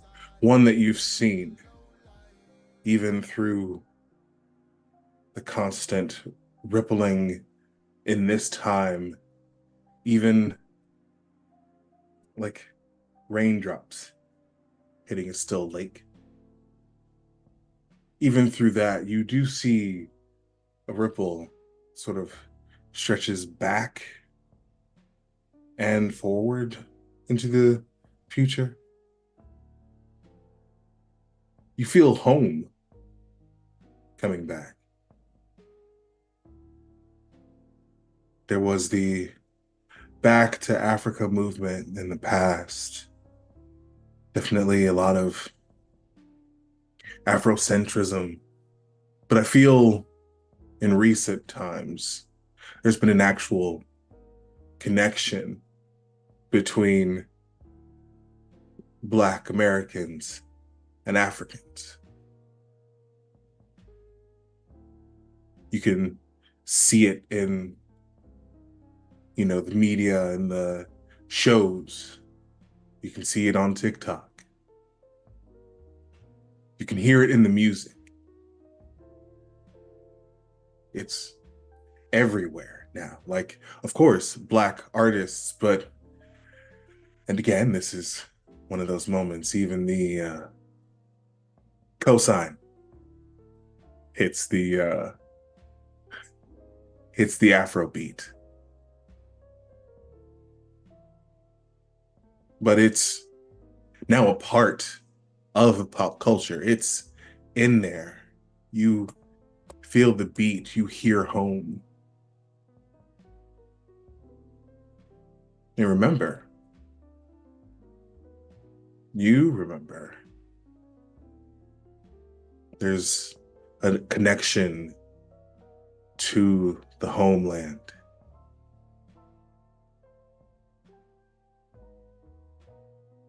It's beautiful. It's good. We have but only a short stint with the Cheeto in power. We have the president after. We're still dealing with much of the same issues. We have more riots or protests.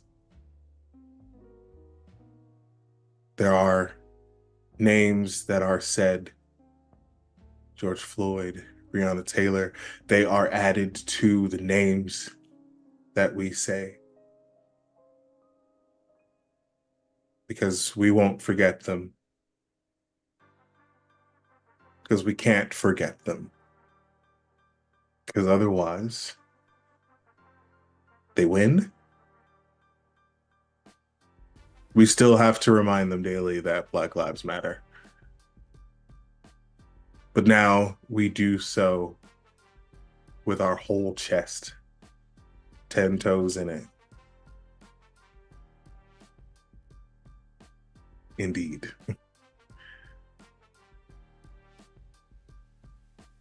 I want to bring it up to the group.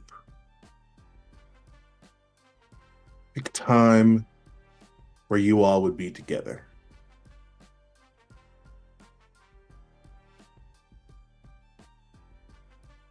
I mean, I'm hearing beach episode. Buddha's saying they need a vacation. I'm hearing beach episode. I don't know.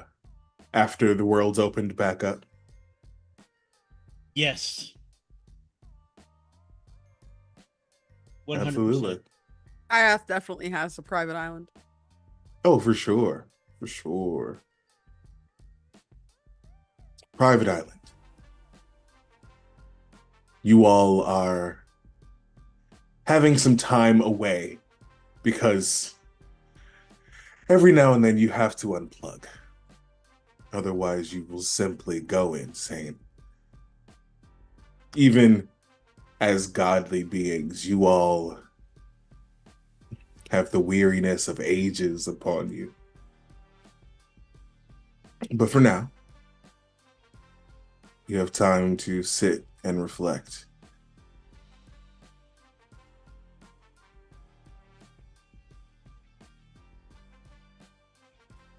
See. Anansi, what are you thinking about? I think after the recent events and all of the changes coming out of that, and of course, I think Anansi would have a great deal of things to do as people were locked down and were even those who formerly had maybe not as been as active on the interwebs were now forced into that position in a great many ways.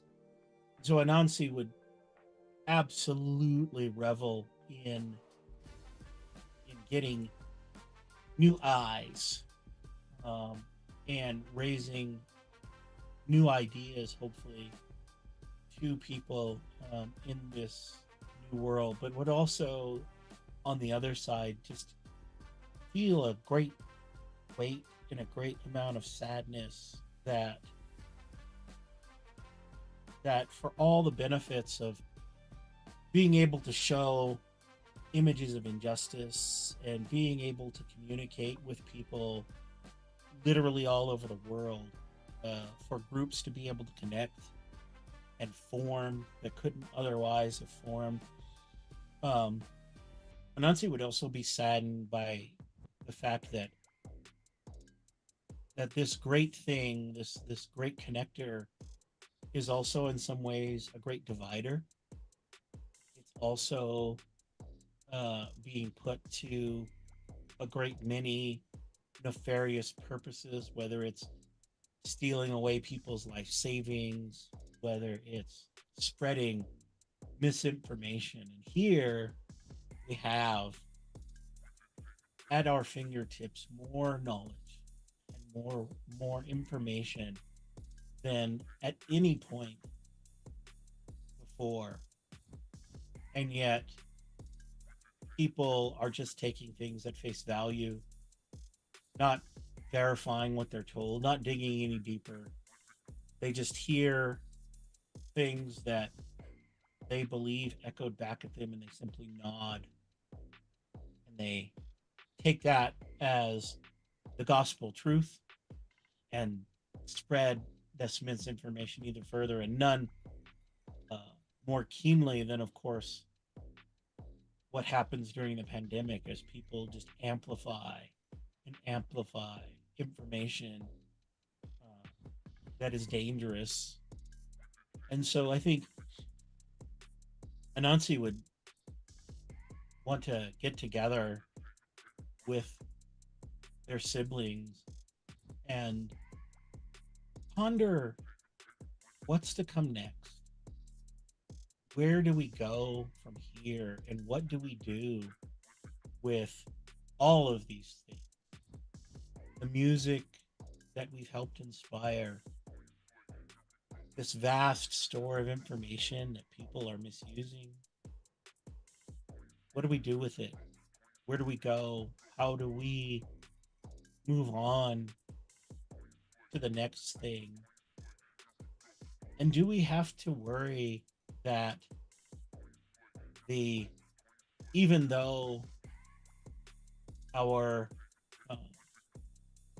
orange friend was removed from his position of power, that it signaled a shift, it signaled a change that is only amplified as DEI programs are disappear, as all of these great things that we had pushed for, whether it's bodily autonomy or affirmative action, all of these things are facing a virile backlash, and all of that work is being washed away. Where do we go next?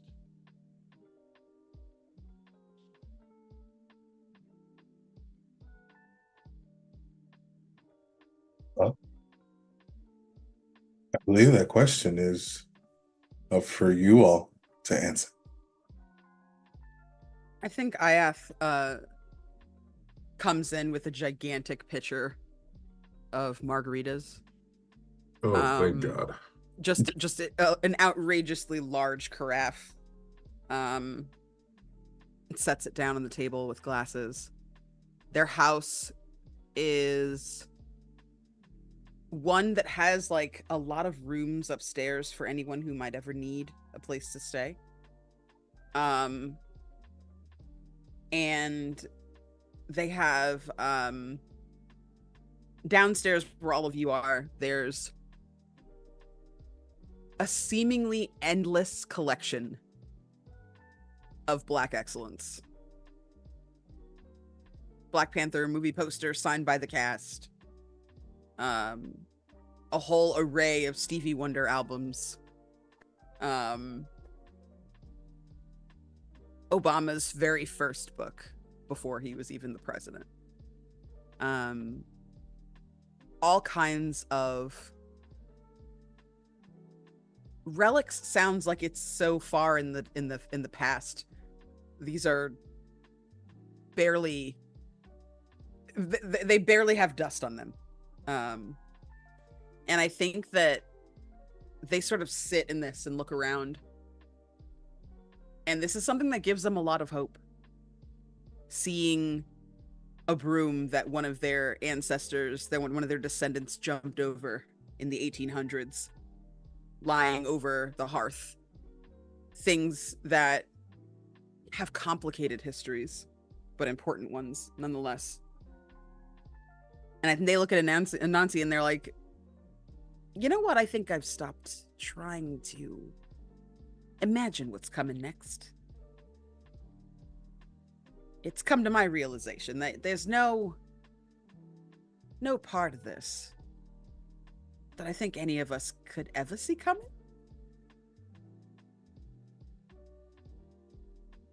I once read that the definition of insanity is expecting something new to come from doing the same thing over and over again. And if there's anything that our people are, it's both resilient and versatile. I mean, you don't develop jazz, invent jazz, and not try new things. I don't know if you noticed, brother, but our numbers weren't so bad. Middle of a pandemic, worldwide protests. I was in Austin last week. There's still posters hanging up. Black Lives Matter. There's no black people in the town, but Black Lives Matter everywhere, right? It's foolish to have hope at a time like this. I mean, there's been a lot of hope weaponized, misused. But these young people, they're both more malleable and easier to convince, but also the most stubborn little shits I've ever seen in my life. They're talking about taking away their TikTok, and these kids are fucking ready to stand up for their rights and fight on the front fucking lines for that shit. I think we did a good job trying to invest in the right places. And I think they sit down and they pull out like a big stack of like books and DVDs and like thumb drives and like a bunch of different handlings of media. And it's all other cultures.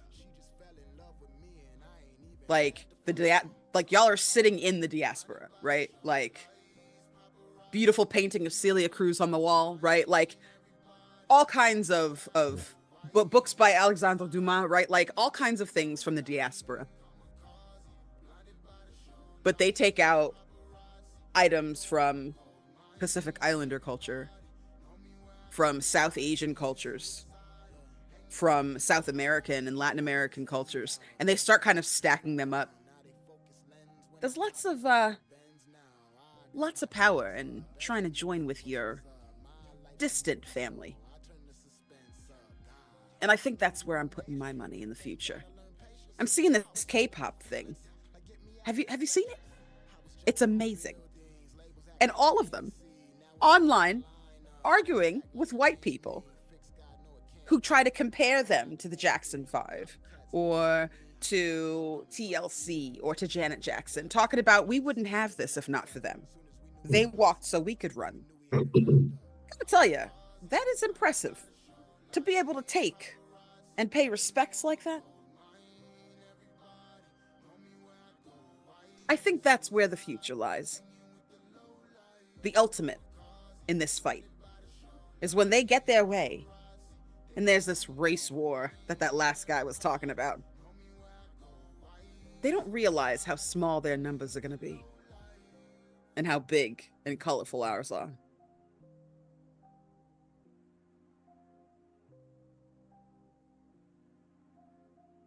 And Nancy,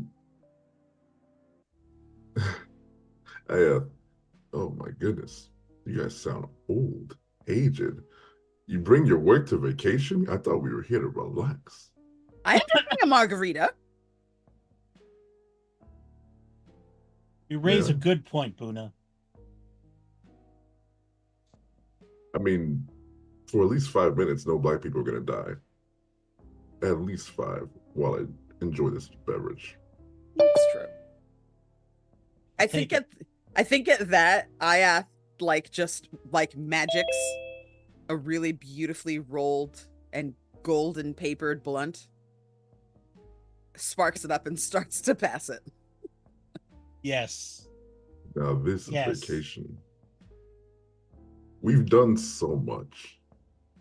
We've come across the ocean. We've seen our people as slaves, as liberators, as artists, as writers, as actors, politicians, creatives. We've seen them go through every permutation of humanity, and we've helped guide them through it. And I think we deserve not only a break, but to celebrate it. And to Yes. celebrate it, I would like to give each of you a present. Don't open it until you're ready. But when the time comes and you'll know, and you need a real break, open that present, open that gift. And you'll be able to rest. Although those beach houses insane. I don't know. You must have stocked away a lot of money to put down on this thing. This is crazy. Believe it or not, because there's a bunch of black people here, nobody wanted to buy any kind of land, so I got it pretty cheap. Incredible. I give back to the community. I foster and develop their people. They love me. They think I'm great. I have no want for anything here. Really old school. And there's enough God. room for all of you. Really old school goddom right there, right? Direct intervention. I love it. I mean, the closer you are to your people and the closer they are to their culture, the better things are. But I mean, that's just not the way it is in 2020, whatever. Well, the people now, I don't know. Feels like they need us less and less. They need new gods almost. They worship different things. They behave in different ways. They use different language. I mean, True. you've seen them, right? You've seen some of the new gods that they've created. They do, but also, I mean, we can also redefine who we are. I mean, we do live in a nation that prints the very words "In God We Trust" on their money and fool themselves into thinking that they are talking about another being when in fact it is the money itself. Very true. When a Nazi will take a long drag from the blood. Say, it never burns out. Your gods, it's there forever until you're done with it. I think sort of on that, yes, some of the gods are different. And as I mentioned previously, many of the Black people, especially in America, well, actually, lots of Black folk just in general, follow the Christian God. But they have practices that are still reminiscent of those things in the old world, in your homeland. There are lots of things that seem similar to the practices that many Christians look down on when it comes to, say, voodoo or Santeria.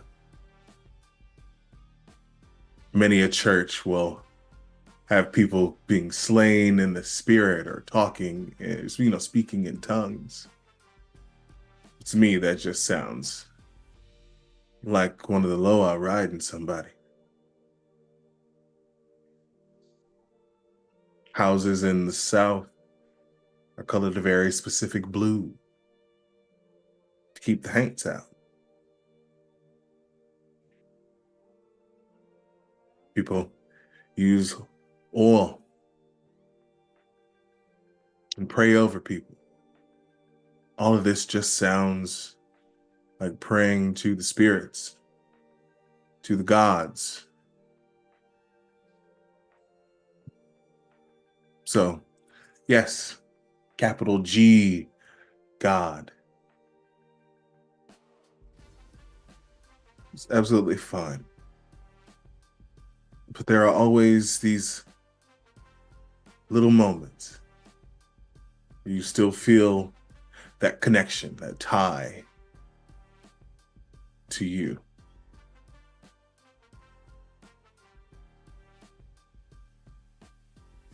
How we doing, Liz? You're muted. There A we little go. on fire, but you know, that's the immortal light. That's all right. It do be like that.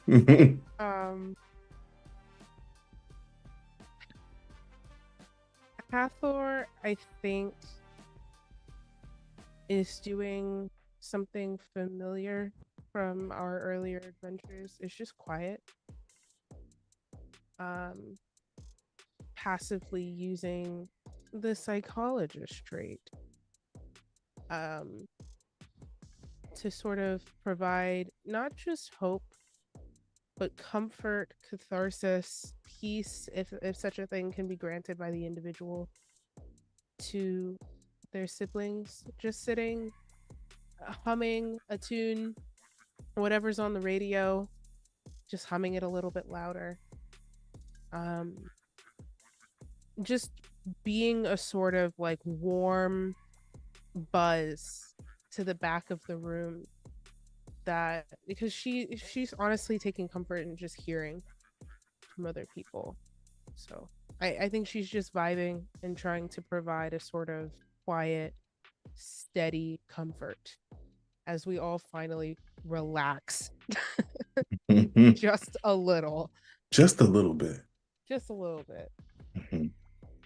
You have received your daily email from your My son. boy. Mhm. Oh, that makes me happy. I'll probably take a really bad selfie of all of us, like my thumbs in front of the camera. And then like there's another one that's out of focus a little. And I'll send them to him. And if it seems like the vibe is okay, I would invite him to pop up for a little bit. I don't want to be that person that like invites someone else to the function halfway through the function, but he could use a break too. All these years, and you're still bad at using a camera phone. I don't get it. I don't get it. There's too many buttons. Okay. That's out loud, by the way, behind you. Oh,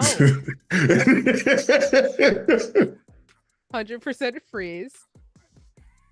And slow turn. It's Horace. So I think Horace and Iath are good enough friends. They've worked Okay. together enough on this. Oh, Sure, probably wouldn't be that's too much of an issue. It's fine. Just my firstborn and my sibling conspiring to embarrass me. That's well, fine. No, I'm handling this well. I believe that. I believe that. I will move over so he can sit. And he will absolutely sit. Looking at the blunt with suspicion, certainly. Avert your eyes. It's fine. Listen, I know you're my mother, but I am also a grown man. And a god. So Okay. So- And let's go back to the first part. I'm your mother. So right. right. You tried it. I did. I'm sorry. So, vacation. What do you do on vacation exactly? Unclear. I'm mirroring my siblings. And I Okay. just Hathor says that so loudly. Just real bad. She's real bad at being stealthy. Not her best. Don't tell me this is your first vacation. Okay. Then I won't tell you. I was gonna say, like, okay.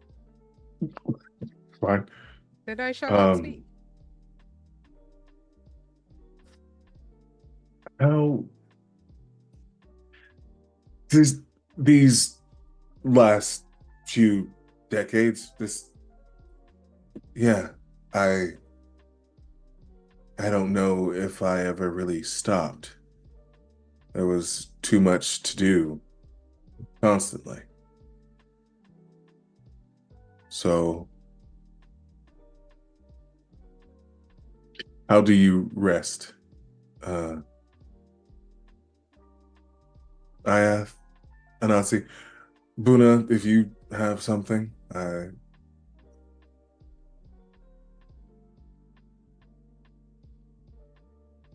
think Ayath said something that inspired Nancy a little bit, that about the endurance, and that the African diaspora is everywhere, much as people like to claim that we aren't.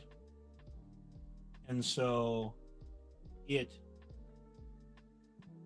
means that being everywhere, that we have reach. And I think Anansi in this moment would think about the power. Ayath also mentioned these homages to Black artists who came before, from artists in Korea. But at the same time, we can look around the world, Asia, in Europe, in South America, everywhere. We can see these elements of people who are following in the footsteps of Black artists. And there's a connection and a power that comes from that all of the lives that the culture and the people of Africa have touched and helped shape and helped guide and helped inspire.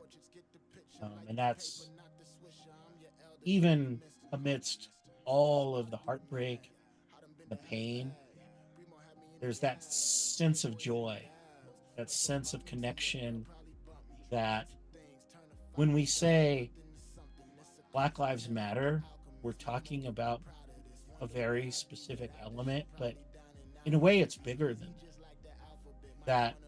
They matter not because we're talking about, we are in this instance talking about Black lives being carelessly extinguished, but also I think we can extend that we matter on a global stage because of the impact that we've had, because of the influence that we've had all around the world, and that means something.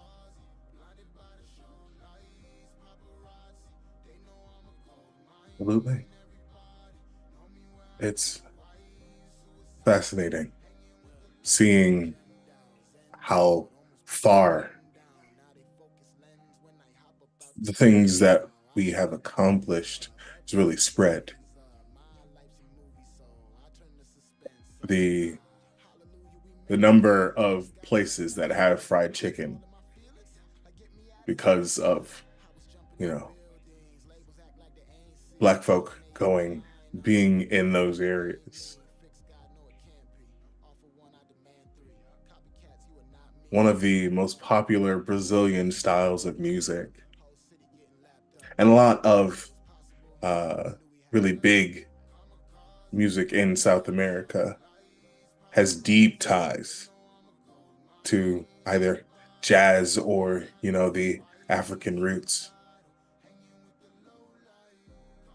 American music is Black music, has been. Looking through the decades we've seen, there's so much of our influence all over the place, even if they tried to erase that fact. And we're seeing it all come back.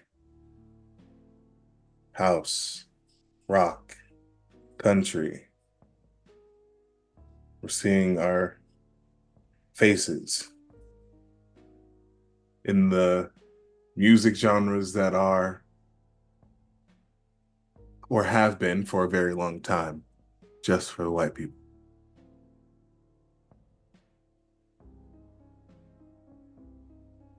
Buna may see the ripples,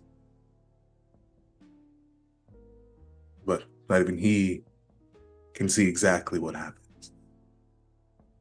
We don't know what the future holds. But I can say with confidence that if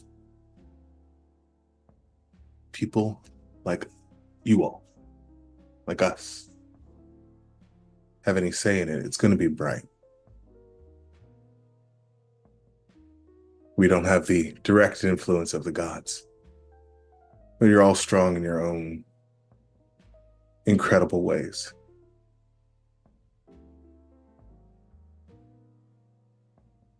I think as you all relax on this island, seems a little bit like the form of heaven that we all have. I think we see the waves, no ripples. You said 5 minutes, Buna. So just the waves, the ebb and flow of time. You see the sun brought across the sky and down over the horizon by Horus. You all have a moment to prepare, to rest, to recoup, and tomorrow get back on the grind. So that's what we can do. And I think with that, unless anyone has any objections, I think that's where we will end today's session. I object. I want to know what Buna got us. I Oh, thought it was death. yes. It was death. Oh, You don't know what's in there. Oh, okay. I mean, Oh, my bad. I don't my know. bad. Oh, so what's up? What's up? listen, I mean, I was so in insulted. the ether. That's the way- I that's don't the know way what I was read going it. on. Yes, that's the way I read it too. But also, if Uh-huh. there's a treat in there, I'd be really excited about it. I was gone. Iath loves Some treats. call I it don't treat. know if it was a real present or the present of peace. Either way, I'm down for it. I'm just nosy. He said to open it when we want to rest. Mhm. Ah, okay. I see. I'm the problem here. No, it's fine. I think I set 4 small boxes about this size. Not you can fit it in your hand, and then each wrapped individually for each of you. One is for Iath. It's in a bright pink wrapping. One is for Hathor. It's in a bright yellow wrapping. One is for Anansi. And it's actually like a puzzle box. It looks like a Rubik's Cube almost. But there's Yeah. one more that's in gray. And I think that Buna takes this to the beach with them and just as they walk into the water, they open their own package and say, you know what? I invented this shit. And walk into the water. You doing this to me right now? You doing this to me right now? Oh, may I? Yeah, fucking I guess. I guess. I don't know how we're gonna wrap up. No, you go, please. Yeah, please do. Please, yeah. Mhm. To do it.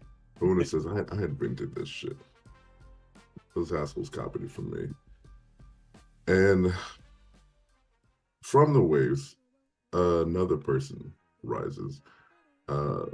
Younger, fitter, healthier, not nearly as tired, and smiles and waves at his new family.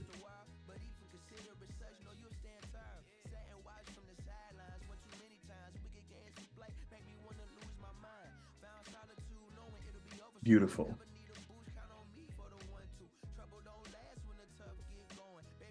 So,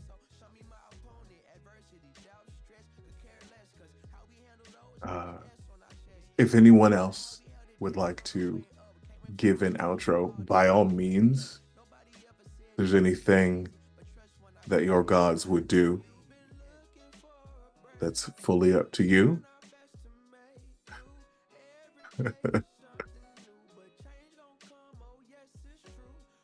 All right. I think Anansi would just give a wry grin at what just happened with Buna, and remember that it's a powerful symbol that we're always going to rise up out of.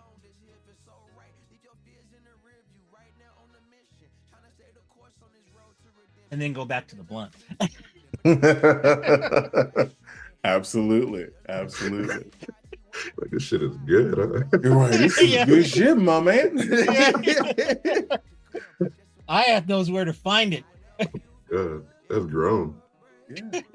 That's fully grown. All right.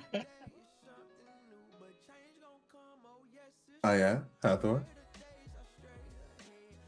I think Ayath rests for a while. Gets to 2024, sees the election brewing yet again, and is like, it's time to learn your lesson. Do something different.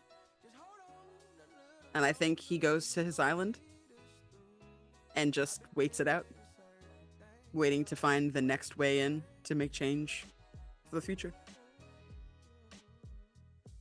Amazing. Hathor. I think Hathor, after resting for a little while, will still try to chip away at little things, shifting beauty standards, because it's still her domain. And I think when the tiredness hits again, realizing that for every 4 steps forward, there's 8 steps back, that she will accept that there are certain things that will take time, and that time is not moved by the impatient hand. Time is moved by the people living it. So she will stop. She will lay down her arms, and she will perform the most important role of her many roles, which is being a mother. She will spend time with her son, time she was afraid to claim before, but now can embrace after centuries. She'll spend time with local children, especially queer children, just absorbing all the different kinds of beauty that have come to pass in the time that they've walked the earth. The type of music, the dance, the evolution of all these little things, how she's become a god of small things in that way. And I think once that is processed, once Hathor is finally able to make peace with not just stepping out of the margins, but becoming her own text and her own sacred place, I think she'll call over Horus for a nice warm cup of coffee in a Brooklyn brownstone that she's owned for years and years and years. And she will enjoy a nice pastry and a nice cup of coffee with her son, and then she will open her box.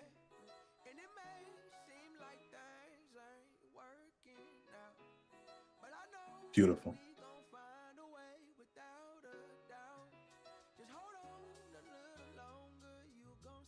I think you all are informed by Horus with a bittersweet melancholy. But he continues to work, to set about it. There are more and more Black people in the medical field by the day. Doctors, nurses, healing so that Black people aren't as afraid to seek out medical help. And I think that, now that you have all hurt my feelings, is where we're going to call it. I want to thank everybody who tuned in. Thank you for watching Body and Soul, the soundtrack to See Forever 2. I want to thank my incredible cast. I could not have done any of this without you. You all told the story better even than I could have thought that you would. I'm so proud of all of you. I'm so grateful to all of you. We're gonna just keep it real simple, real cute. I'm Q. You can find me on the internet at Midnight Inc. That's Midnight_INQ. Q is my name. I'm in a lot of stuff. You can find me on Live from the Apocalypse, Entropy Emporium. There's also we've got a thing over at Tales from Table Studios. It is a month of games to support Palestine. So if you have the bandwidth, you have the spoons, please go and watch. We got lots of things going on there. I'm gonna pass it. We're gonna start here. Oscar nominated actor Mark J. At least that's how I feel it should be. Everyone, listen, it's an ensemble performance that I think we all definitely deserve recognition for. And like I said, I'm gonna miss this character and this cast for sure. And at the same time, oh my goodness, I'm ready to set it aside for a little bit and take a break, just like Buna, because it's a lot. This experience we had was really powerful. Hey, I'm Mark J. It's your boy Mark J. You can find me doing cool things at Apochromatic Unlimited. I've got an incredible interview with Candace. I'm planning on doing an incredible interview with this whole cast because we just did some real special shit. And if we don't close this chapter together, I think we'd be absolutely missing out. Apochromatic Unlimited is a space to uplift all POC in the TTRPG space, and we have so many different projects going on. You just got to check us out to find out. Yeah, and thank you, Q, and thank the cast, and thank David and Kay. You guys have done more than I could have ever expected. I'm trying not to cry, so I want to just let it move on. Thank you. Fantastic. Liz, my darling, my love, my light. First of all, no you. Second of all, tears in my eyes, sucking them in. Hi. This has been, I'm sorry, I'm so deeply ill, but this has been such a beautiful series. And I'm so grateful that I got the chance to explore this character, because I think I got to touch on some very vulnerable things with myself in a space that for the first time I felt completely safe to do so. And I know we talk about that a lot, but it is really, really rare, unfortunately, to get an all-Black table together and doing it. So I'm grateful to each and every one of you for sharing yourselves with me. And I'm grateful for the chat for showing up to support us in doing this. I hope there are many more in our future. Me. I'm Dauntless. You can call me Daunt or Liz. I am a TTRPG performer, creator, and variety streamer with Team Meat Dude. You can catch me on Twitch. Sometimes you gotta find me. You have to hunt me for and catch me when I'm live. I don't know. At twitch.tv/DAUNTLYS, or you can find me on Twitter up to shenanigans at DAUNT_LYS. I am also a GM available for hire. So if you liked some of the stuff that we did here, I do that. So stuck the landing, guys. Oh, you got it. Nailed it. Stefan. Wow. Thank you so much to everyone who came out for this. But what a amazing group of people to do this alongside. Thank you, each and every one of you. It was so many things. It was powerful. It was cathartic. It was beautiful. It was sad. It was heartrending. It was amazing. Every last bit of it. If this is the last time that I share a table with you, I'm gonna hurt somebody. I'm gonna hurt somebody because this was phenomenal. In ways that I just can't put into words. Thank you all. I was thrilled when Q hit me up over this, and even more so now, over the moon. So yeah, you can find me. I'm Stefan. You can find me on Twitter. You can find me on Blue Sky, Umbro_NightX. Again, musing about social issues, history, pop culture, role-playing games, all that fun sort of thing, and all of the other things that are going on. Thank you all so very much, and free Palestine. 1000%. And of course, Candace. Hi. I am emotional.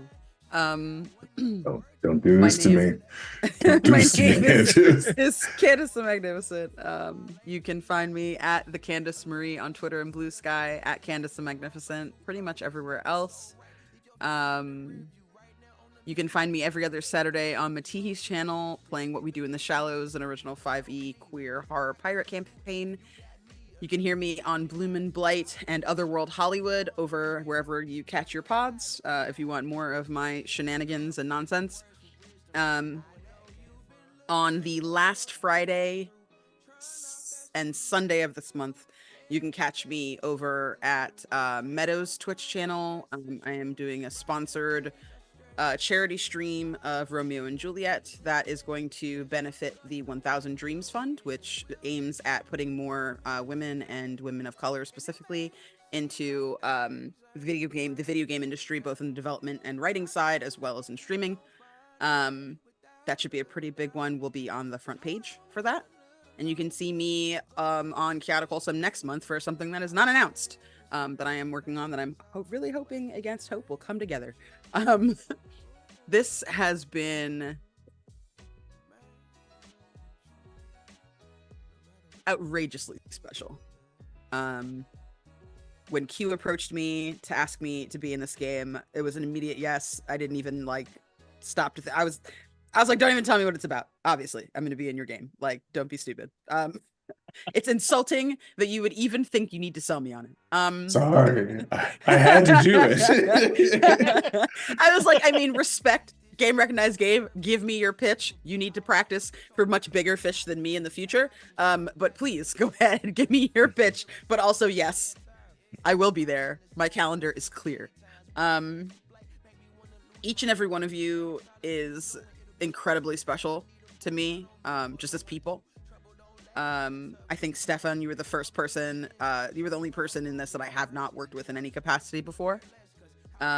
This has been such a treat to get to know you over the table, and also offline as well, like just off screen as well. Thank you to Liz.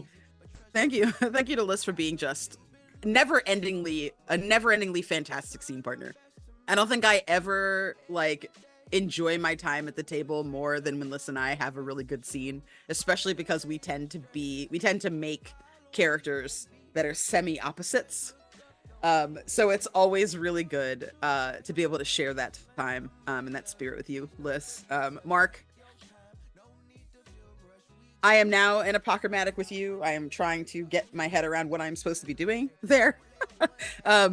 You are very much an inspiration to me. The way that you just kind of bring your authenticity, bring your whole self to the table every time. Having been able to play alongside you and GM for you, you just never fail to impress me. And Q, so proud of you. So proud of you. This is your very first streamed game that you've GM. Like, what a game. What a way to start. what a way to kick the door in. I mean, I will never not stand whatever it is that you do. I always love playing with you, as you know. Now I know that I also love you as my GM, so you have more options to have me pester you at your table. Wait, this was your first stream This game? is his first streamed game that he has GM'd ever. Can we please shout Q out? I mean, like GMing. I mean, bro, impressed. My Negro, are you serious? Yes. Impressed. Damn. Impressed. You get the double Italian, is what you get. If I had another Italian that I could put a third one in there. If I could Muppet my way into a third one, like rising out of this corner. I would. Yes. Outstanding. Game recognizes game. Fucking that, right? Yeah. Okay. And then was sick. I will also give a huge shout out to both Kay and David. David, thank you for waking up at the crack of dawn for us and letting us just bullshit in your ear. It's really early in the morning. And thank you to Kay as well for the space. Like it between Q and my co-stars and the production team, I have been made so comfortable. This is definitely the most vulnerable I've ever gotten in a TTRPG. And it's also the most safe I think I've ever felt. So thank you to all of you for that. I will treasure this forever. Fantastic. Okay. I've already given my outro. But I did also want to thank Kay and David for giving us the space to be able to tell the story. It was hard at a lot of points. Just sort of going back through all of it, even the stuff that we weren't around for. But I think everyone handled it like absolute rock stars. This was something that I had wanted, and to see it come to fruition in such a beautiful way was really great. And before I lose it, we're gonna call it a day. Thank you, everyone, for being here. We hope to see you out on the internet somewhere. Until then, have a wonderful day. All right.